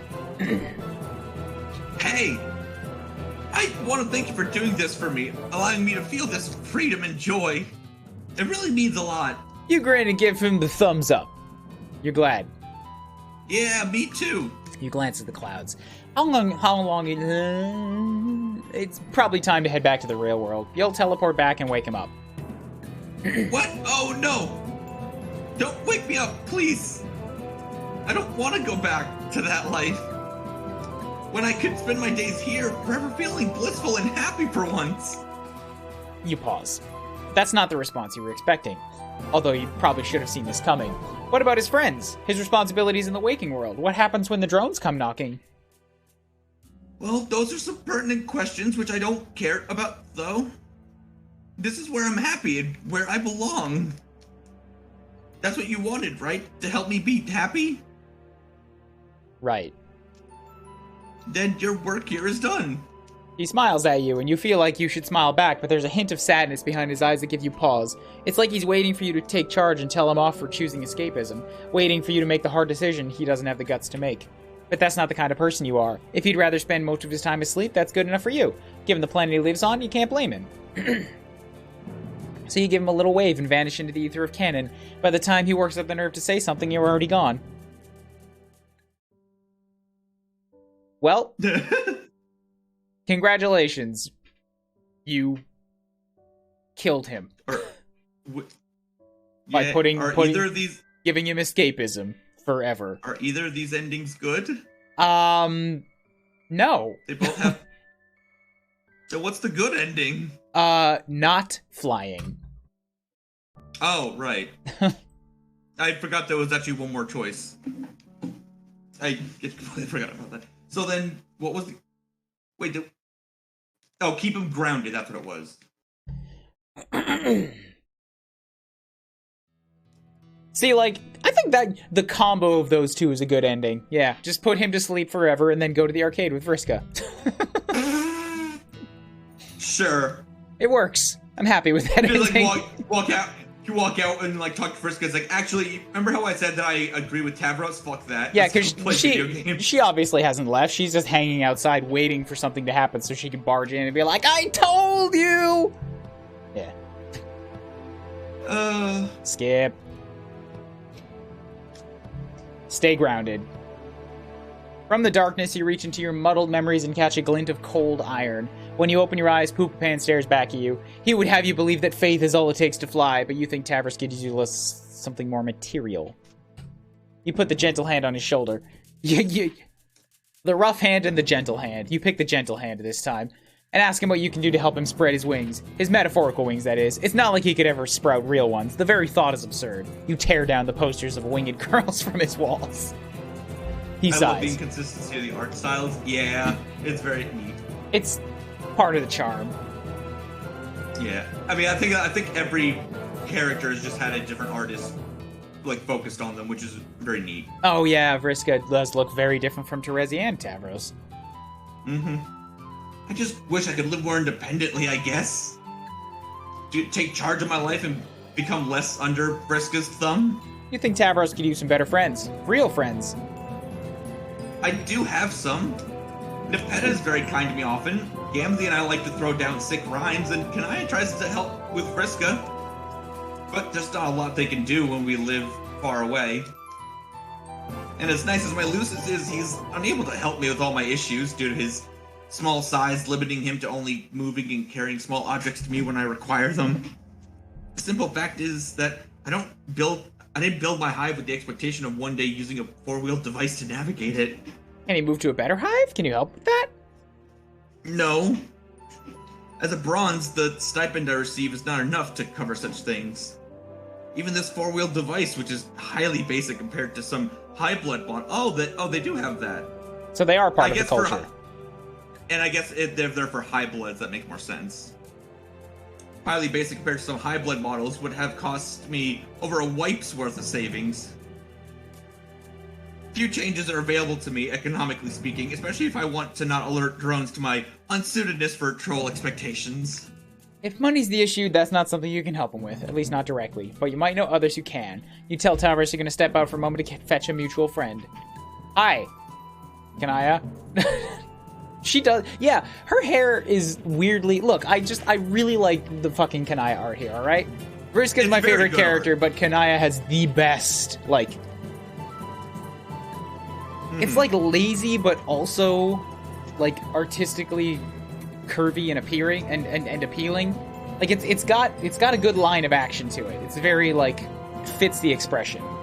It's like it has, like, I just woke up this morning vibes, but also it's like, effortlessly good-looking despite it. Yeah. Yes.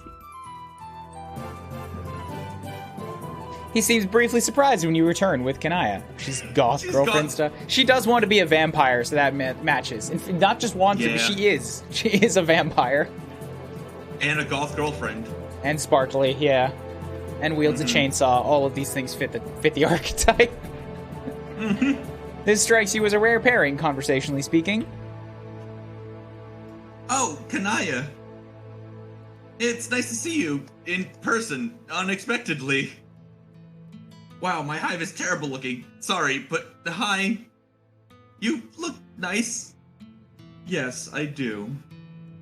How are you faring? Has my advice regarding the construction of an imaginary friend helped aid your self-esteem? I don't know if that would work. Well, I haven't really got to try it yet, so it hasn't, I guess. She suppresses a sigh. Okay. Well, let's get directly to business. Cue an expression that completely clashes. It's like look, I love it.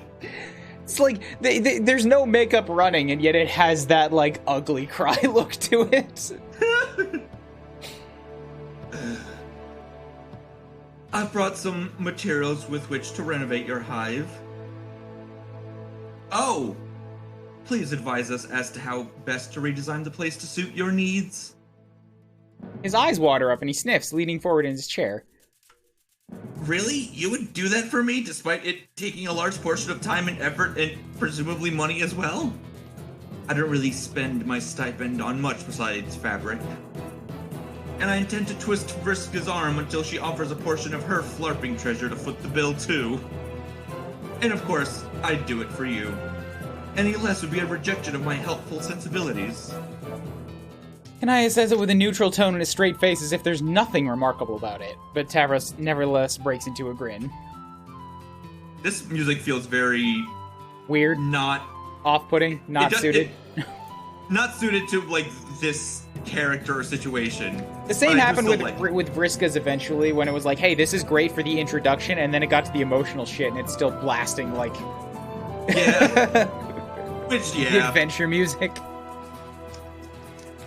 But also, it's, I mean, that feels like something Vriska would do. It's like, just like slowly having like a cry while blasting like Linkin Park in the background. No, I'm still cool, I swear. Oh, crawling in my skin on the planet with grubs. It's so Oh, give me some time to develop ideas on how to properly jack this hive up and deliver the most utterly dope and pimped up changes. This is gonna be so great. You give Tavros the requested time and then begin to work in earnest. You weren't sure what to expect, but the construction process proved smoother than anticipated. Kanaya brings a set of alien devices, which she claims to have borrowed from a sea-dwelling friend of hers. One converts raw materials into a strange substance that reminds you of fruit gushers. No. Kanaya fells trees with her that shouldn't be a thing here. What? Nope. Yeah. How did she? Fells trees with her chainsaw and feeds them to the machine, and before long you have a trove of the gusher things. The other devices expends the gushers to modify buildings. It has a holographic click-and-drag interface, much like The Sims played in real life. This game didn't happen. You find this construction software to be incredibly handy and also eerily familiar, but honestly you find everything eerily familiar these days.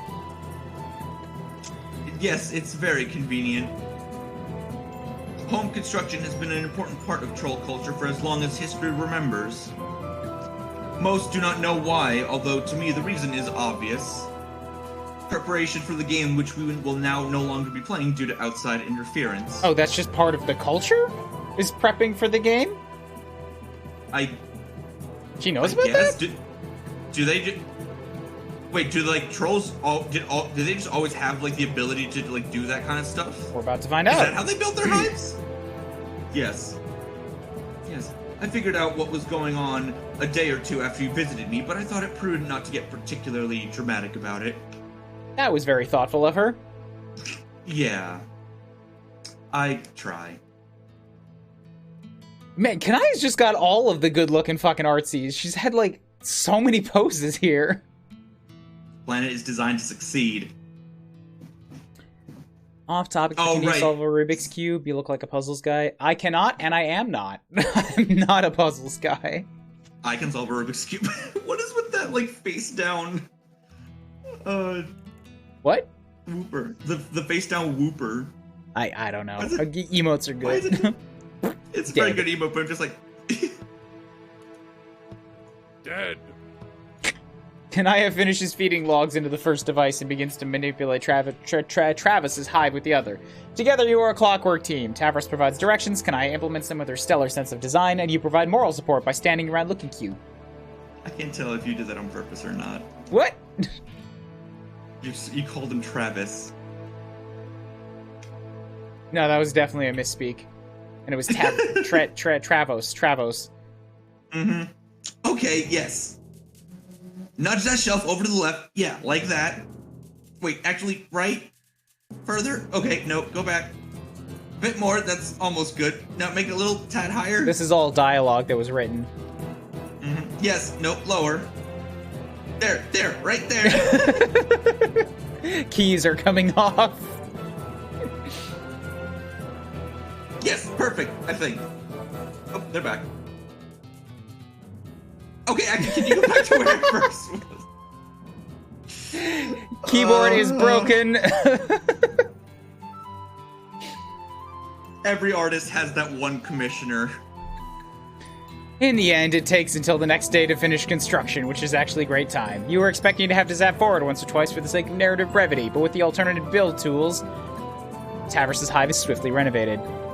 And is far more spacious than it once was, with ramps and ramps aplenty. Under Tavros' guidance, you widened hallways, lowered counters, revamped bathrooms. It's like a brand new house. You don't have a ribbon to cut in celebration, so Tavros summons some bizarre phytospawn creatures to shoot confetti all around the entrance to the hive. It's all gross and sticky, and you hate every second of it, but he's having fun.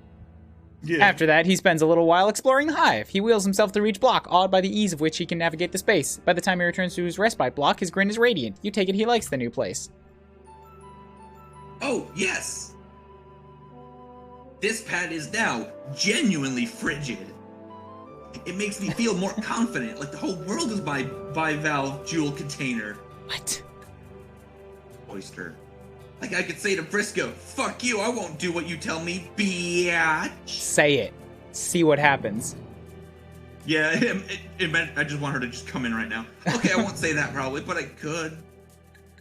Actually, maybe I will say that, as well as plenty of other deliriously rude things, which long have I avoided saying. See, I'm very glad Kanaya's here now to just express what I'm feeling on the inside every time he does this. I'm remembering, yeah, stuff. Yeah, now I'm remembering Tavros. I'm like, we done yet? Or like just like looking at my watch. Like, can you? We must be close now. Can we move on? That's probably enough, you tell him. Kanaya is staring icily at him, but he doesn't seem to notice. You suggest now's a good time to settle down. The sun's gonna be rising pretty soon. Right. While we still have some moonlight, would you like to stay for a while, Kanaya, and play some games with us? Oh, no, that's quite alright. I'm afraid I have duties to attend to at home. I left a dress in the oven. Nope, I did my friend thing. I do not actually want to spend time with you. Bye. Kanaya blinks and carefully maintains her poise. It's made out of clay, you see. I'm getting experimental. Oh, that makes sense. Well, goodbye. She smiles at Tavros and shoots you a pointed glance. You take it as your cue to place a hand on her shoulder and send her back in a flash of light. Once she's gone, Tavros wheels up and nudges you in the hip. So, regarding Kanaya, this could perhaps be me misinterpreting the situation, but when I reach deep inside and tap into the marvelous power of the self-esteems, it tells me that I'm very right and smart. Did you see the way that she was smiling at me? Almost as a way to suggest, like, forced, amorous He waggles his eyebrows furiously in your direction. You tell him, put those eyebrows down, Millhouse. She's not his type. Trust me, you say. Trat. Oh well. I think there's a saying about this, that the sea has many fish in it. Now that I'm feeling better, I think perhaps I will one day go fishing for a quadrant or two.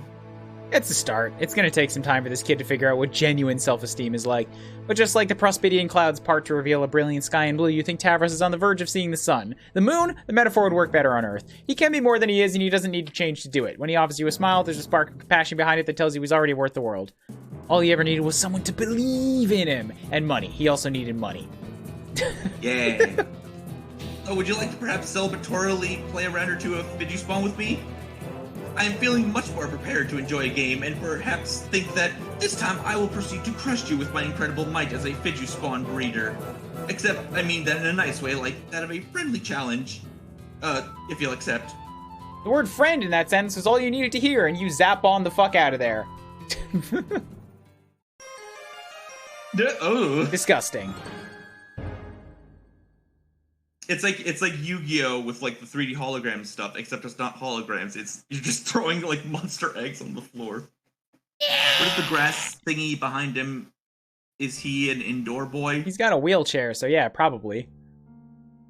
Oh, the grass thingy. I think what you're referring to was the Raccoon. Oh, that thing. That's a pool of slime that he sleeps in. Yeah, that's how trolls sleep. Trolls are weird. Yeah. Okay, last one. I mean, do you want to squeeze in another one? Yeah, I'm down for that. All right, my stomach rumbly. What are you doing out here? What was the name of this one? Because it was like it's pronounced something. I just see how you're supposed to. Okay,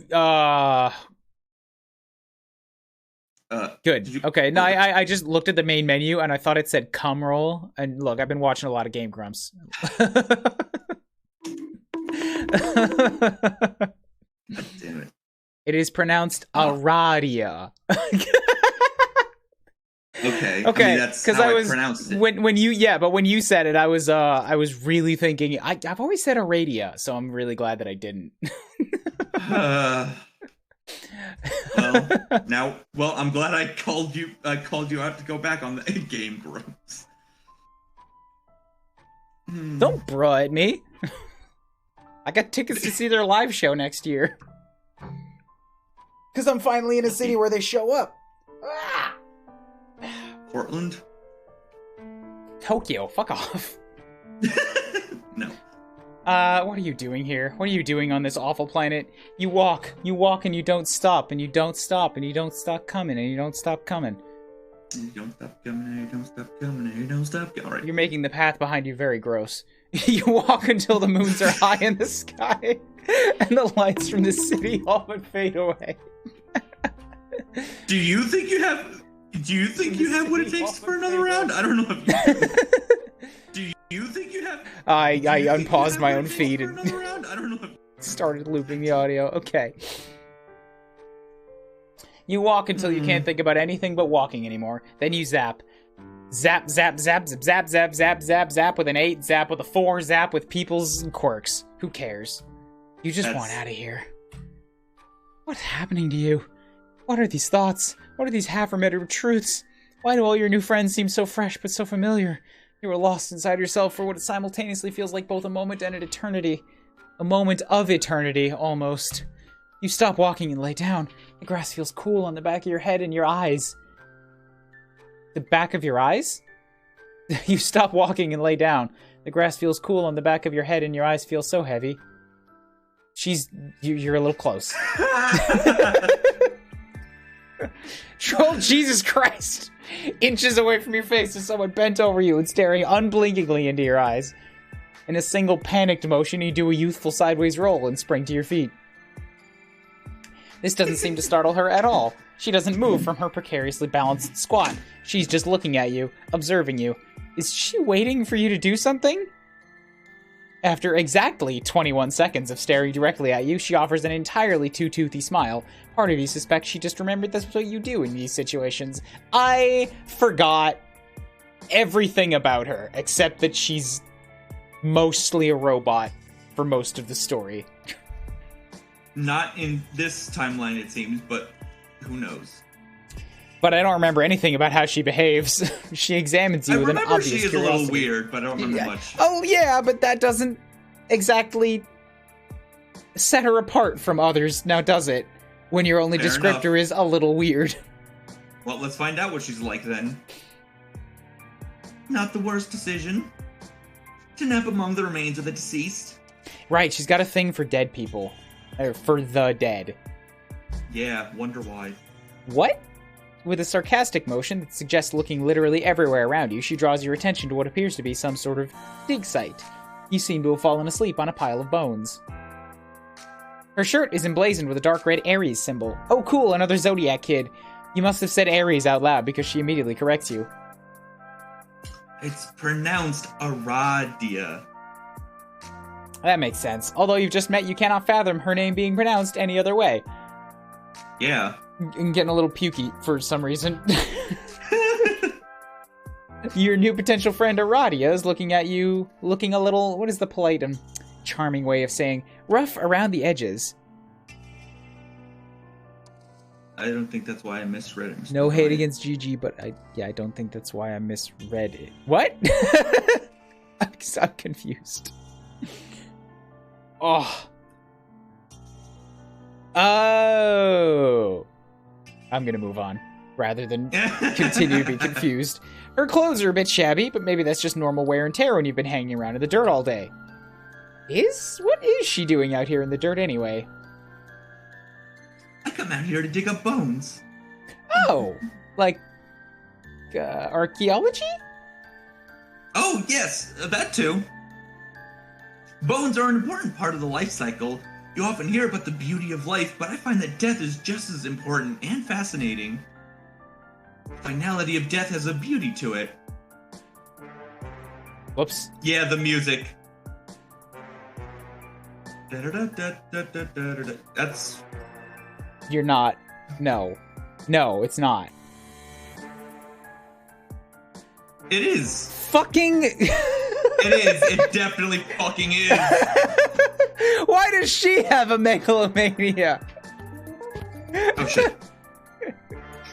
Why is that not on my sound? I thought that was... I thought I had that on the 8 key of my keyboard. What the fuck? Hang on.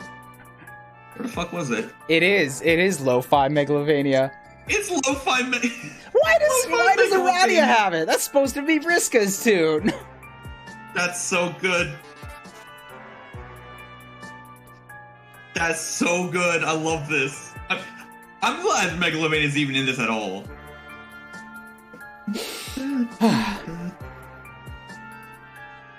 Oh god. Oh god, damn it. I think I just realized. What? Nowadays, who is Megalovania associated with? Fucking Bones. The skeleton. That's why. Fuck this game. Or it used to. I love Gigi back in the day. Aaron is my favorite. I love them both. I like Dan a lot. But like Dan it doesn't awesome. work without Aaron. Mm-hmm. You want to ask what she means, but it must be written all over your face. She very quickly moves on. Remains can tell us a lot about their owner's life. How they lived. How they met their end. Is that not a little wonderful? Fossils represent a finality. A moment locked in time. It is the physical that remains while the spirit moves on. Everything that made them who they were is gone. When all is said and done, it's only the bones that survive to tell their tale. I just thought Aaron was pretty. You know what? Fair enough. And in that way, death is a sort of perfection, don't you think? Their violent end, a sort of peace. Nothing left but the bones. You've never thought about it that way. In fact, you suspect you may have never thought about anything as much as this girl has thought about bones. Oh, bones are just one of my many interests. Oh yeah, you too. Big bone fan over here. Just bone. All you think about is bone and bones and boning, and it's just... Like, what else is there to think about in life? You live, you bone, you die. You become bone. Drum roll. I see you are also a person of exquisite taste. Ooh. Don't. Well, damn, ooh, do you too? Oh. Your stomach growls a little bit. Just how long were you out here?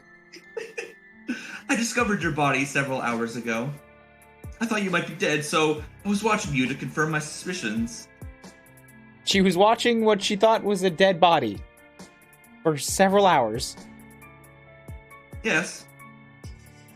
On the lookout for early signs of decomposition. Rot. Rigor mortis, etc. Yeah! This is ringing a bell now. Unfortunately, you are not completely dead. Thank goodness for that. I guess. Wait, what does she mean completely? There is a moment where her unbreaking, if not somewhat unsettling grin leans more towards normal. Well, okay, someone might describe it as normal if maybe you'd never seen anybody smile before. Like if you were passing someone in the hallway and they described what a smile was to you and you were like, no, I got this. No, I got this. Alas, you digress. Digress and Homestuck never. You are like me. The dead speak to you. What? You would do well to pay attention. A mantle of doomed souls leashed to you. Oh, that's not good. I wonder just how many times you have died. Died? Like, bereft of life? She sits down beside you. She picks up some sort of rib or femur or pelvis or whatever and begins to idly draw in the dirt. It's a crude drawing of some sort of misshapen stick person. Unrelatable. Traditionally, yes, that is what dying means. But you are different. I can see the ghosts of all your alternate iterations floating around you. Right. Not just morbid, but like... She is the time player of the group, remember? There's a lot of different interpretations of psychic in this, but like, can speak to ghosts. Or like, can see dead people, yeah. Do. Fucking lo-fi Megalovania. This is like, not what this tune was designed for. I need a link to this after this. I'm trying to help you. What was the sentence before that? MTT, you're getting a boop. Oh. Oh, also, MasterTimeThief sounds nice. I don't know how to put it, but he's like giving huggable and kind. Oh. I can see the ghosts of all your alternate iterations floating around you. Trying to help you. Mew is very Jade, isn't she? Yeah. Oh no. Oh, I like Jade. Trying to help you. What up, Nubs? Is she like a friend from Japan, or? No, Mew just wandered in here one day, saw all my Xenoblade emotes, and is like, yes, I will subscribe to you. Nice. Doomed timelines that have been purposefully erased from your consciousness. But you're the culmination of the choices you've made, fatal or otherwise. You've been forced to leave so much behind you. Your memories, despite the fact she seems very focused on her dirt art, you suddenly feel so seen. Someone doesn't want you to remember, but... She looks at you and leans in close. Do you want to know a secret? Wait, did she just say Gazerosts? Gazerosts? You're really not following. Sounds kind of fake if you're being honest. Ghosts? Yeah, okay. You've seen some weird shit on this planet, but you draw the line at ghosts. Exploding insect babies is one thing, but like, pfft, ghosts! The spooky bit was kind of charming and cool at first, but this is borderline ridiculous. Oh. She almost looks hurt. Her tone turns hollow. How disappointing. Aradia rises and turns her back towards you. The night air feels cold, which it hadn't before now. Perhaps on behalf of the especially cold shoulder treatment you are getting right now. Little bumps form on your skin. Wait, blame Zach, he brought me along with the rat pack? Probably a raid. Wait, Zach? I've misjudged you. Don't call Zach Equius, he's gonna hate it. I know. That's why I'm doing I don't even know who Zach is. I thought I could trust you, but maybe you are just like the rest. I'm okay with that. It does not bother me. She is floating several feet off the ground. Typically, this is your sign not to say, sounds like it kind of does bother you. Typically, this is your sign not to say, kind of sounds like it kind of does bother you. Give in to your need to feel like you know better than everyone. Yeah. Ryan. Right, we'll save over Rose. No, look, I absolutely do, though. I do know better than everyone. Sounds like she probably isn't okay with it. She is silent for what seems like several minutes. Have your words reached her? When she turns back to you, her eyes are white and her expression is blank. She is zombie. Her head tilts to the side as if she's looking at a curious bauble, her face unchanging. Nothing really, but... Damn it. Do I even have, like, a ghost voice on this damn voice box? I have this. It's not letting me click on it for some reason. What the fuck? Wait, why can't I click on any of these things? What the fuck it. Nothing really bothers me anymore. Oh, Jesus, no thanks. This secret sucks. Time to fucking go. Sorry you said ghost or fake or whatever bullshit. Yes, maybe that would be best for both of us. I had some hope for you, but it looks like that was misplaced. There was a hollow disappointment in her voice. You've never been negged by a ghost before. She raises a hand to you, her form silhouetted by the twin moons. There is a blissful moment where you feel suspended and still. Am I dead? Better luck next time. Oh god! Oh! What the fuck? I'm not doing that! That gave me goosebumps. Hello. That caught me very off guard. Well, that's a new one. Probably doesn't help that I have earbuds in, and that was like back and forth in both my ears there. And that has never happened with anybody else, right? Yeah. No, but you know, I think it's time to start expecting that something. I mean, we already expected that something unexpected would happen in every single one of these, but like less in the what the fuck is this hilarious nonsense, and more in the like we're getting some glitch trap shit going on here. Glitch trap. Can I go back and reload that, or like, do we just progress? I don't know, because now I'm like wondering if like you're going to remember. That did happen. Is this, like... That did happen last time, and I think it was with a rust then too, wasn't it? Did it? Somebody that was digging graves. Yeah. That might have also been one I wasn't with you. Damn. Did your character acknowledge it back then? It rewound, and then yeah, the choices changed. A rust in a graveyard. Well, okay. Actually, no, wait, yeah, keep going, because you never had a choice.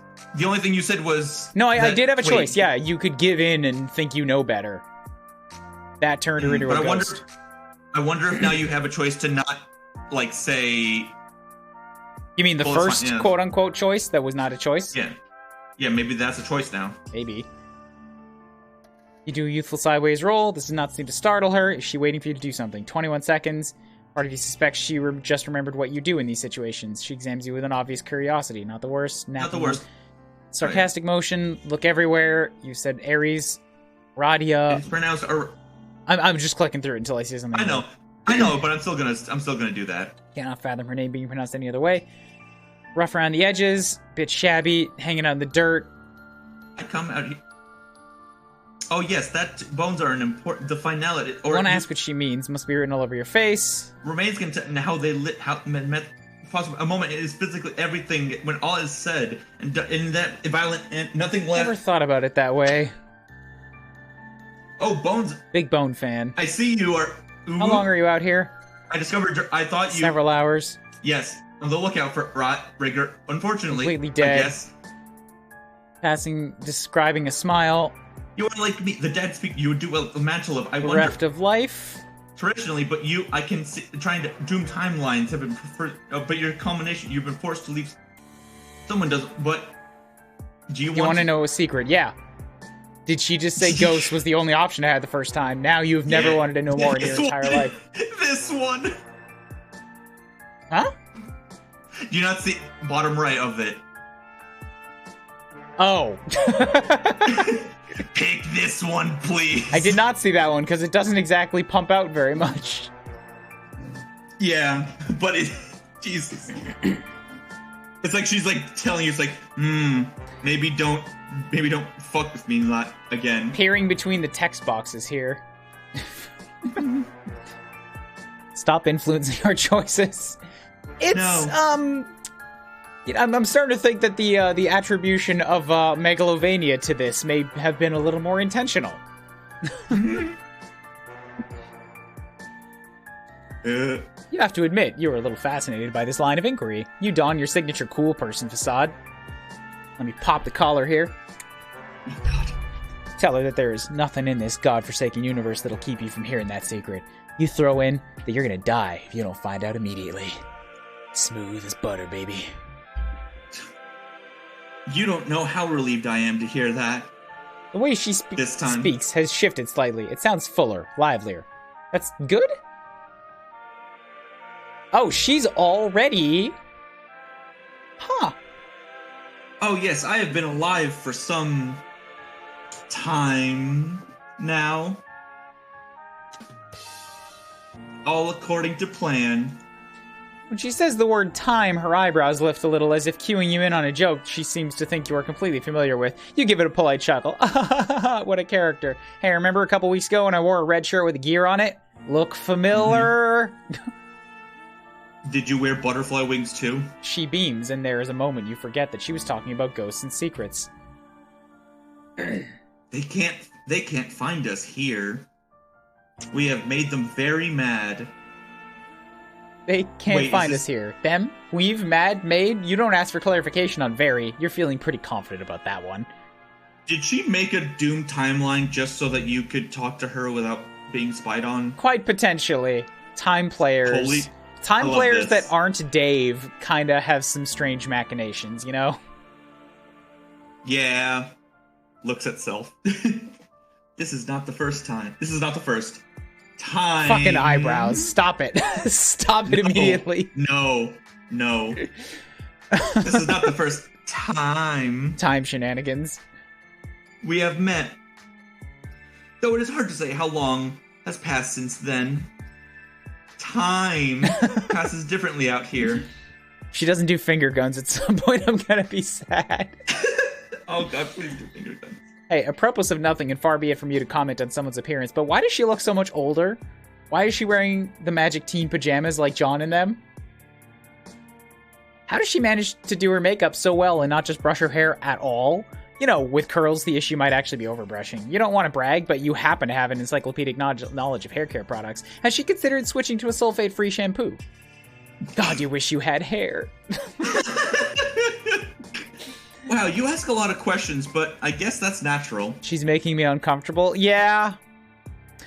That really does seem to be Aradia's specific specialty. A little bit, yeah, but also that does... it's very entertaining. Right now, we are outside of the canonical relevance. You are gonna have to stop her right fucking there. Stop in those, scrub tracks. You have had enough of canon and relevancy and what it means and what it is or isn't. Do you people never tire of sniffing your own farts about canonical impact? Nice candy you got here. Shame if someone farted on it. Wow, rude. Yeah, you're rude now. Fuck the narrative. Absolutely phenomenal, and I could not agree more. Like I was trying to explain, out here, even the powers that be can't hear us. I must say I'm a big fan of your work. Wait, did it do it again? It did! Ah, it did the thing where it only tilted, like, the face and, like, part of the hair, but not the rest of the hair. Look at that. Look at that tilt. Look at that obvious, like, sprite tilt. I love this. I've seen quite a few Doom timelines before, but nothing like this. You are something that had no contingency plans for. You are something they had no contingency plans for, and Paradox Space is practically falling apart at the seams. I forgot about the term Paradox Space. Yeah, no, I didn't. That's a hell of an... I love that. This timeline has been peppered with inconsistencies and clues. Things here and there that cannot exist yet. Events that occur too early. I figured you're doing it on purpose, so I thought I'd get your attention. But you are a little broken, aren't you? She looks disappointed as she says this. You don't know why she'd want your attention, but she has it. It is not only your attention I want. Your bones. I want your bones. I mean, that too. The power is shifting, and the ones pulling the strings are distracted with their own meaningless problems.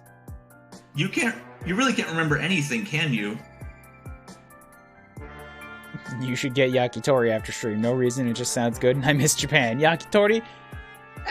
The only yakitori around here is 7-Eleven, and I don't really want to buy that stuff. I might just go have cereal. We're having a barbecue here tonight, later. Maybe we'll make yakitori? Ooh. I don't know. I should definitely try to get one of those steaks and cut it up. Oh, that wouldn't be tori, that would be yakiniku. Nerd. You really can't remember anything, can you? You tell her you remember some things that you can't explain. Names of things, hints of the past, whispers of ghosts. Wait, how does she know this? Yes, they have been whispering to you quite loudly. They are the fractured remnants of your departed selves. And they have been trying to help you get here at this exact moment. You ask where and when here is exactly. As you look around, the scenery seems to shift. Sometimes you're inside, sometimes you're outside, sometimes you were in all places at once. Yeah, Megalovania was absolutely a fucking, like, intentional choice here. This is so good, I love this. You swear you see some shadow of your friends here and there, but in places they don't really belong. Why would Rose be in Kanaya's hive? Do they know each other? You want to know what is going on and why it is so important that you are here. Wherever here is. I asked an old friend's ghost to tell an ancient space squid to burp up a place for us to meet. See, it's a dream bubble. Like, I know what that means. I mean, I wish I didn't. Yeah. Old friend's ghost? I don't know who that could be, but... Could very goddamn well be her own self. You know what? I probably... That sounds like something she would do. As one does, sure. Think of it as liminal space made of the same thing memories are made of. I've spent a lot of... Oh god, here it comes. time in the furthest ring and in these bubbles and trying to figure out how they work. So I have some ideas, but I don't think the ones who conceived them even really know exactly. What matters is the specific path you took to get here. It took you many tries, but you made it. You get the feeling that more of this is spelled out. The more this is spelled out, the less sense it'll make. It kind of kills the magic. Yes, that is probably true of most things. Instead of explaining it to you, it was easier just to rewind things and have you try again. That's why. She did it. So she did. Okay. Makes sense. You're almost too embarrassed to ask how many times it took you to get it right. She puts her hand on your shoulder and just shakes her head. Oh. that like, buddy, you don't want to know.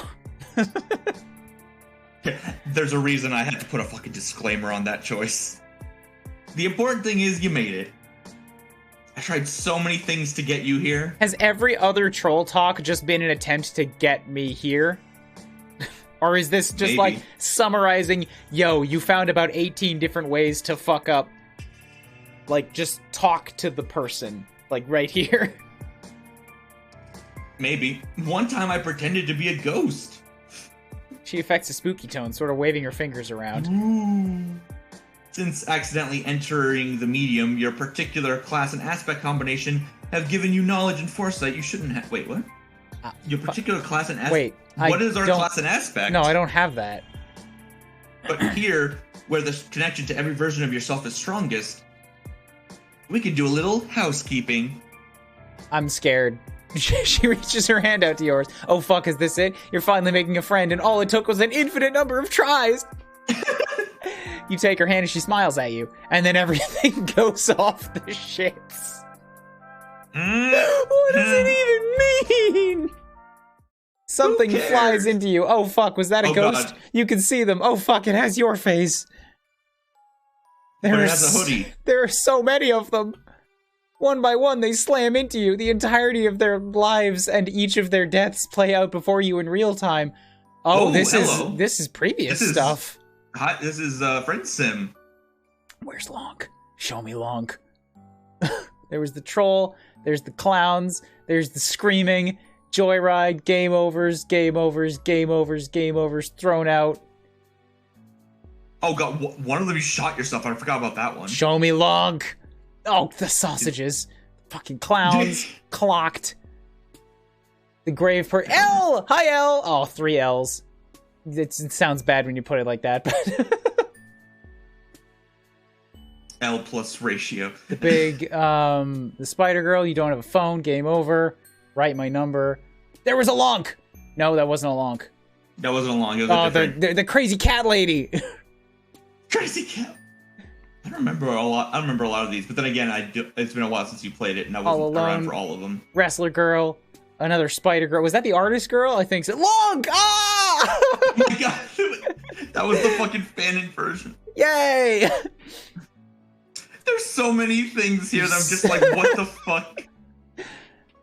It's... What did I miss? Everything on screen right now. You missed all of it. I just noticed. I've been looking at it. I've been looking directly at it the whole time, and I only just noticed she's making the fucking eyebrows this whole time. Yeah.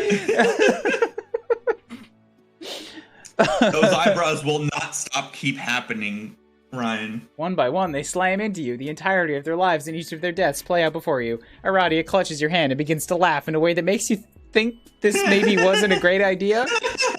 But you remember all of them.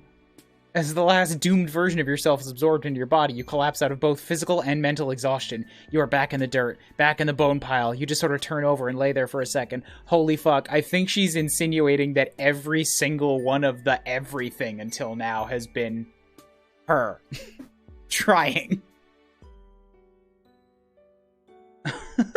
What? The fuck?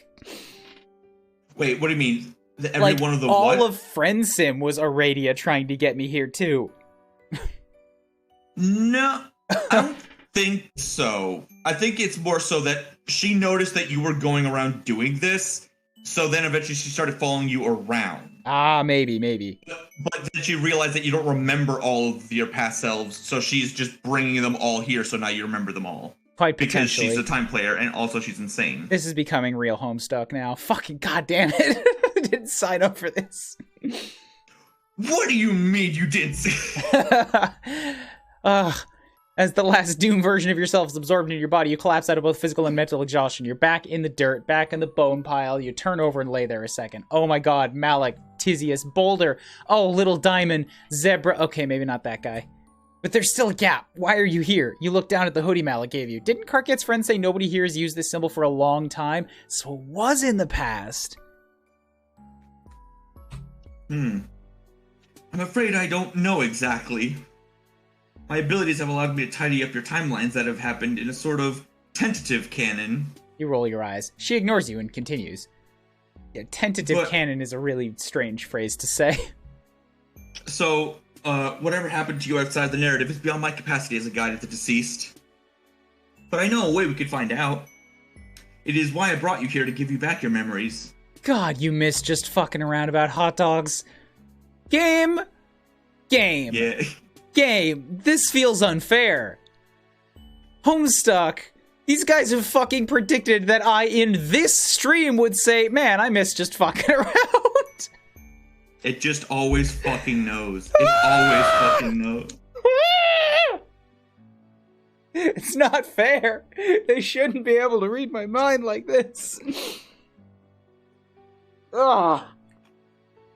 You wonder what your friends are up to now. You think maybe you should check on them. She looks you in the eyes and you stop rolling them for 2 seconds. Aren't you tired of being nice? Don't you just want to go ape shit? Too tired to go ape shit right now. Oh god. Oh, look at the time. You were supposed to pick your punk rock alien daughter up at the mall like 100 years ago or whatever. The music changed. It's now playing the menu music. Of the like game. your attitude. Fuck off, legendary RQA. Thank you for the follow. I did not need Rex right now. I just mean, this is the music that plays when you start, friend sim. Huh. Go to Steam menu and delete game. Really thinking about it. Bail. Oh my god, you're friends. You have to go back. You look at Aradia. This is Aradia. You're confused. This is awkward. You actually have a prior engagement. This could work. You extend your hand in the universal come with me gesture. The music is slowing down. Like a lullaby. You try to focus on anyone. The comfort and chaos of Ardada's house. The burnt-out mall where you promised Daria you'd take her with you. Yes, it's all coming back to you. You were so glad. You have an encyclopedic knowledge of that whole adventure before continuing. You zap the both of you onwards. You're in the fucking hallway! There's that T-posing turd. Aradia goes wide-eyed. No. Not this time. Eat my whole ass, you nobodies. You conjure the strongest memory you can. Oh my god. You sniffed Marvis's armpit. I did not. The shame you are feeling sends you reeling. This is it, you guys. No! No! You what? You what? No, this wasn't a thing that happened. It is not. I refuse. Nobody tell Calvin. But nothing is here. You float listlessly in a black void. You tried. You tried your best. Where is everyone? You refocus. Maybe that was just a bad point to remember. You pull the strings of your hoodie tight, letting its warmth cover you like a dear friend's embrace. Surely you've spent enough time with Malik's jacket to have formed some sort of secret bond with the memory of him. That'll be enough. It needs to be enough. Why do my strongest memories say Windows Vista sucks? You disappear and reappear in the same spot. You phase in and out and over, but nothing happens. Aradia watches you, but seems to be giving you space to process this. It isn't enough. It was never enough. They're gone. You go limp and just drift for a while. Oh, she just... I don't like those sounds. Hmm. I don't like those sounds. I don't like this story. You hear the sad song of some sort of cosmic entity.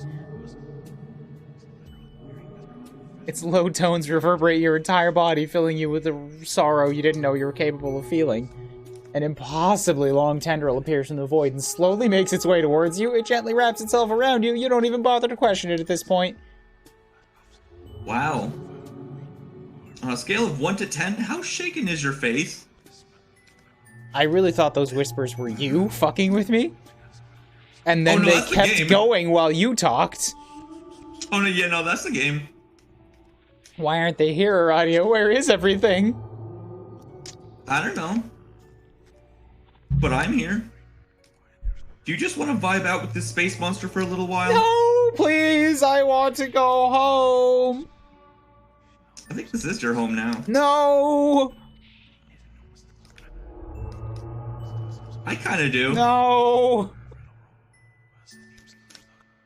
Yeah, okay, you guys. I do not know where your friends are or why there isn't anything here. I am afraid you may not find these answers until you confront the Puppet Master. No, is this the real Pat? No, I wanted to bail. Why is bailing failing? Oh, bail. But... Fail, no! What? Isn't that fine? Friends and grudges, life and death, existence and nothingness. Isn't that all the same in the end? I don't need your nihilism right now! The only... If this is about bones, you're gonna lose your mind. She smiles. Yeah, the game knows exactly who you are. Well, I can confidently say it wasn't not about bones. Arati, I swear to fucking God. You can't help but laugh a little bit. Do you want to try again? I know there's a different way this goes. Yeah, they're not even giving you a game over screen. This is just all written like, dude. I mean, she can literally rewind. She did. I wanted to see what you would do. Forcibly rewind.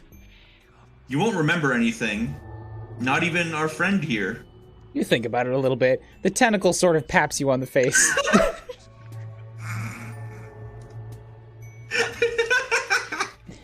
Is it trying to comfort you? Eventually, you know what has to happen. She will rewind and tidy up the mess you made by coming out here. There's a path you needed to follow, and you keep trying to cheat it.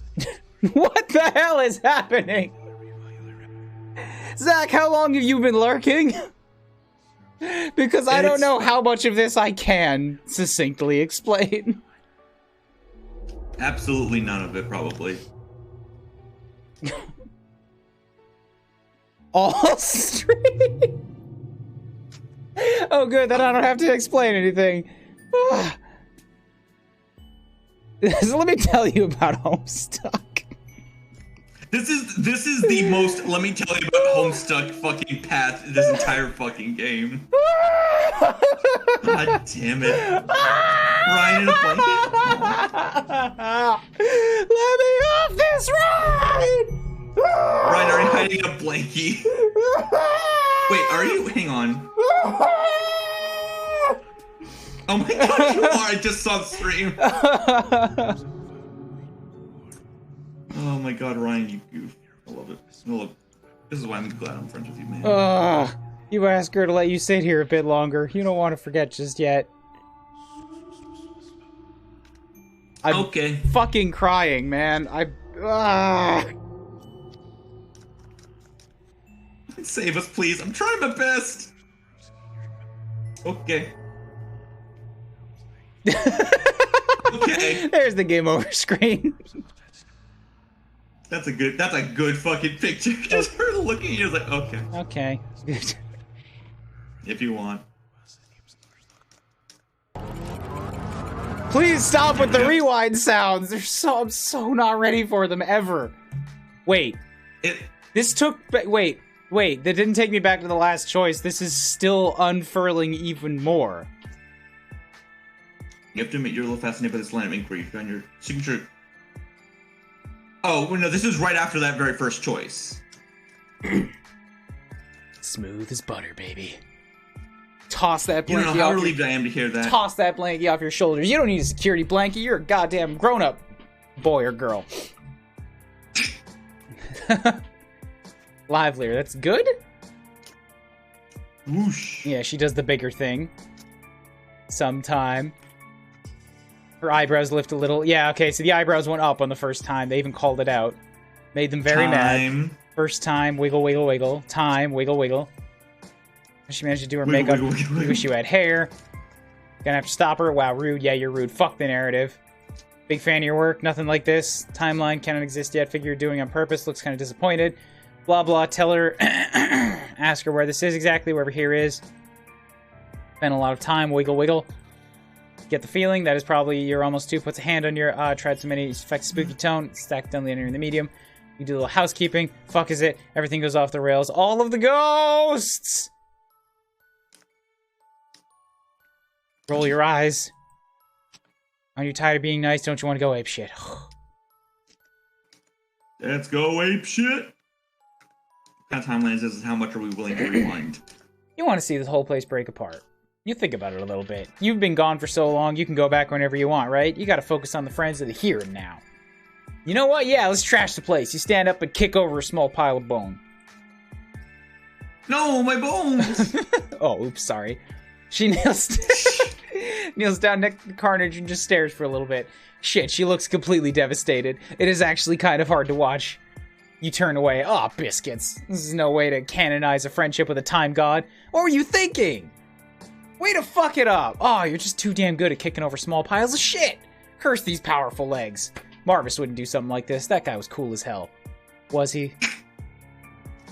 I don't remember. Could they be literally her bones? Yeah, I don't want to think about that right now, man. Arade begins to laugh in a way someone less eager for friendship might describe as a cackle. Look! She's arranged the bones in an outlandish, if not slightly vulgar configuration, and she's wiggling her eyebrows at you again. For once, I really am okay with this. I was just lying to you for comedic effect. It's okay, you can laugh. Try saying it. Try it with me. Say ha.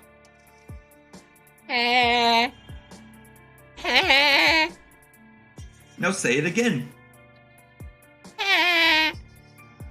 There you go, Smiley. I meant apeshit more in the larger sense. I don't think any of them care about bones. They're lost. Yeah, you're right. There's fucking no sense of priorities. Yeah, if you really want to see things fall apart, I can lead you to where you need to be. You don't know who they are, and you don't give a single solitary shit. Fuck this place. Fuck whoever took your memories. Let's go absolutely buck wild up in here in this place. You kick some dirt and don't even care. No, my dirt! Arade produces a series of abstractions from thin air. Some sort of giant Ouija board. The lens spells out S-I-C-K-L-E, but in Alternian, which you still don't understand why you can read, but you know what? Not the weirdest shit happening right now. Karkat's rambunctiously colored sickle appears midair. She hands it to you and excitedly takes your other hand. Let's go. Over the next few hours, you teleport around both Alternia and Earth, dropping a bunch of seemingly random objects in nonsense places, being careful not to be seen. What? You change a gift itinerary in John's dad's PDA. You sign the kids up for cell phone plans. Are you just doing chores? This really feels more like running errands than breaking anything. Yeah, but you don't understand time players. Oh god. Trust me. They are going to notice, and oh, I bet they are going to be so is she just pulling pranks? Is she she's trolling us. She's trolling. You fucking Damn it. This VN is better than Fate for real. Hi, legendary RQA. What's up? Wait, why is Megalovania here? Yeah. We've been talking about that for a while. We've been through about 3 different levels of realizing, you know, how suitable it is for this particular set of goings on. Do you need a circle light because you're washed out? You just glasses and a hat. You are a little bit washed out. That's just because of the sun. Look, I've said this before. I turned off the auto light balancing on my webcam. because it kept, when it gets dark, then it tries to balance too high and it ends up running too slow, and then my audio gets desynced. With the camera gets desynced to the audio, so I turned it off. Oh, right. And now it just goes bright when it's light out. There, I closed the blinds. They're gonna be so mad. I have, like, Japanese notes hanging off the bottom of my blinds, and they're all in front of my monitor now. That's fine. You personally guarantee nobody in their right mind will care about any of this, but the moment the words leave your mouth, something in the distance cracks. You don't see it, you don't hear it, you feel it. You zap to the next location, you steal Vrix's lipstick, and there it is again, a crack. You almost can't believe it. This stupid plan is working. You guess the devil really is in the details. You look next to you, Aradia looks absolutely thrilled. Subtle changes in the timeline can have big repercussions, but nothing like this. They usually just create a doomed offshoot, but this is a whole doomed reality. Don't you know what this means? You tell her you totally do know what this means, but just in case she doesn't know, she should explain it for herself. Mm-hmm. If you just keep up whatever it is you've been doing, this whole place is gonna come down. Huh. Aradia lifts an air conditioning unit and throws it into the stratosphere with her mind. Wow, that's fucked up. Like, man, you've seen a lot of shit today, but... Man, somebody paid for that. Do you see the sun here? They're gonna be like... They're gonna be steamed, but like, not like steamed in the cooked sense of the word. Somebody's gonna die here now, man.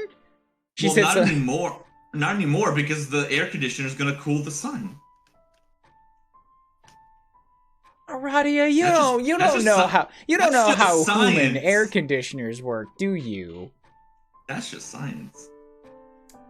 She sits on the edge of the roof, overlooking the city. Thank you, Luigi, man. You look pretty good. Good job. Good job. This was fun. A faint crack forms in the sky. The curtains of space and time pull back to reveal a nothingness that does not really make you feel as whole as you had hoped. But there's still a bit for you to do. There's still a few more friends to make. See, like, the time player does this, but, man, Kanaya was the space, right?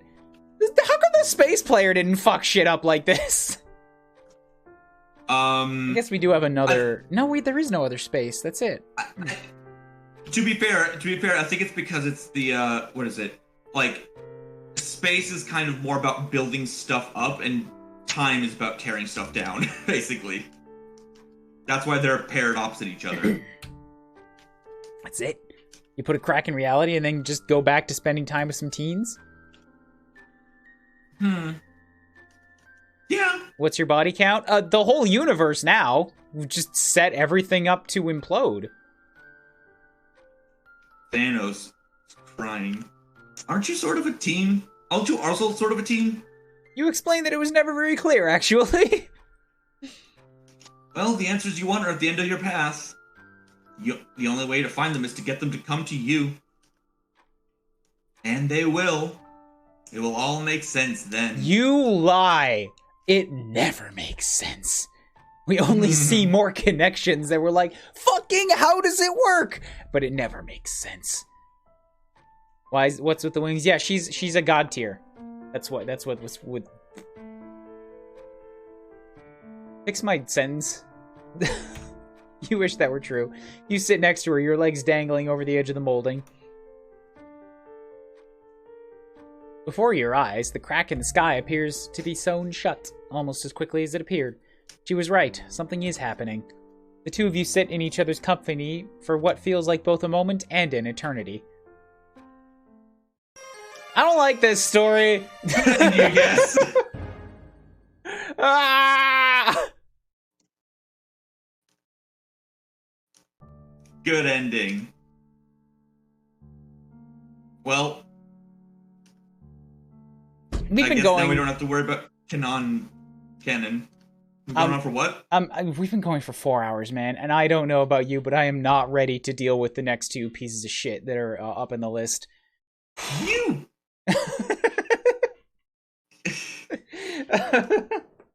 Why you gotta hurt me like this, man? Next stream, we look forward to 3 unbearable pieces of shit and fish puns, which, you know, also makes her an unbearable piece of shit. Sometimes I forget that you just don't like fun. I have to go live life for a while. Yeah, I guess I probably should too. And I haven't peed for 4 hours. That's also probably something you should take care of. But this was a lot of fun. I was genuinely considering dropping this at the start of today. I'm like, man, we had fun at the start of it, but like I got other games I want to play. And then it started homestucking, and now I can't leave. We can't stop this crazy train, man. This is gonna end on Christmas. And a happy new year. Oh, hey, I just realized Calvin is here. Were you here when don't Kuuribro tell him. Don't tell him. It didn't happen. It didn't happen. What? Don't tell him about you sniffing Marv's armpit. I didn't do it. That's a lie. It looked like you kind of did it. It didn't happen. No. You're back in your cave. I just got here. Mew, sorry. I don't know if it's because of where you live or time or whatever, but like I go from 4 hours ago until now, roughly. MTT has to do this with me, and MTT got a sleepy schedule, so I can't push it back too late. Come by earlier next week for how the fuck are they gonna work in Canon nonsense to these for? The mind honey. The mind honey. God, the fucking... We ate the soap ore pie, man. Of course we're gonna eat the mind honey. I mean, there's the mind honey, but also remember that he literally, like, had that fucking program that was, like, designed to, like, activate when the universes were destroyed. So, probably that bullshit. Yeah, I can see Aradia fucking up that a little bit. And then the Royals. Fight me, fuck boy. Yeah. Yeah. Yeah. I feel like I have to change everybody on this again. and then also like the beta kid or the alpha kids. I didn't get a chance to use intermission because I was just caught up in the narrative swell of it all. But like, oh yeah, like fucking Vriska there holding up Tavros's legs after she chopped him up. Yes, good person, never did anything wrong. Look, what a good person. John punched her for it. It's good. It's like the next frame. Also, she's just pirouetting over in the center. Good set of gifts. All right, her original talk is right. Good set of gifts. Where she's wearing her black jacket. See, I told you. Oh, you're right. It was more of an overshirt, but yeah, I get it. I get you now. Mm-hmm. I'm surprised they didn't draw that, but what they drew was pretty good. It's just punch and then what do you mean what they drew in here? Oh yeah, it was because in here you caught her in the middle of a flarp and then she just didn't change.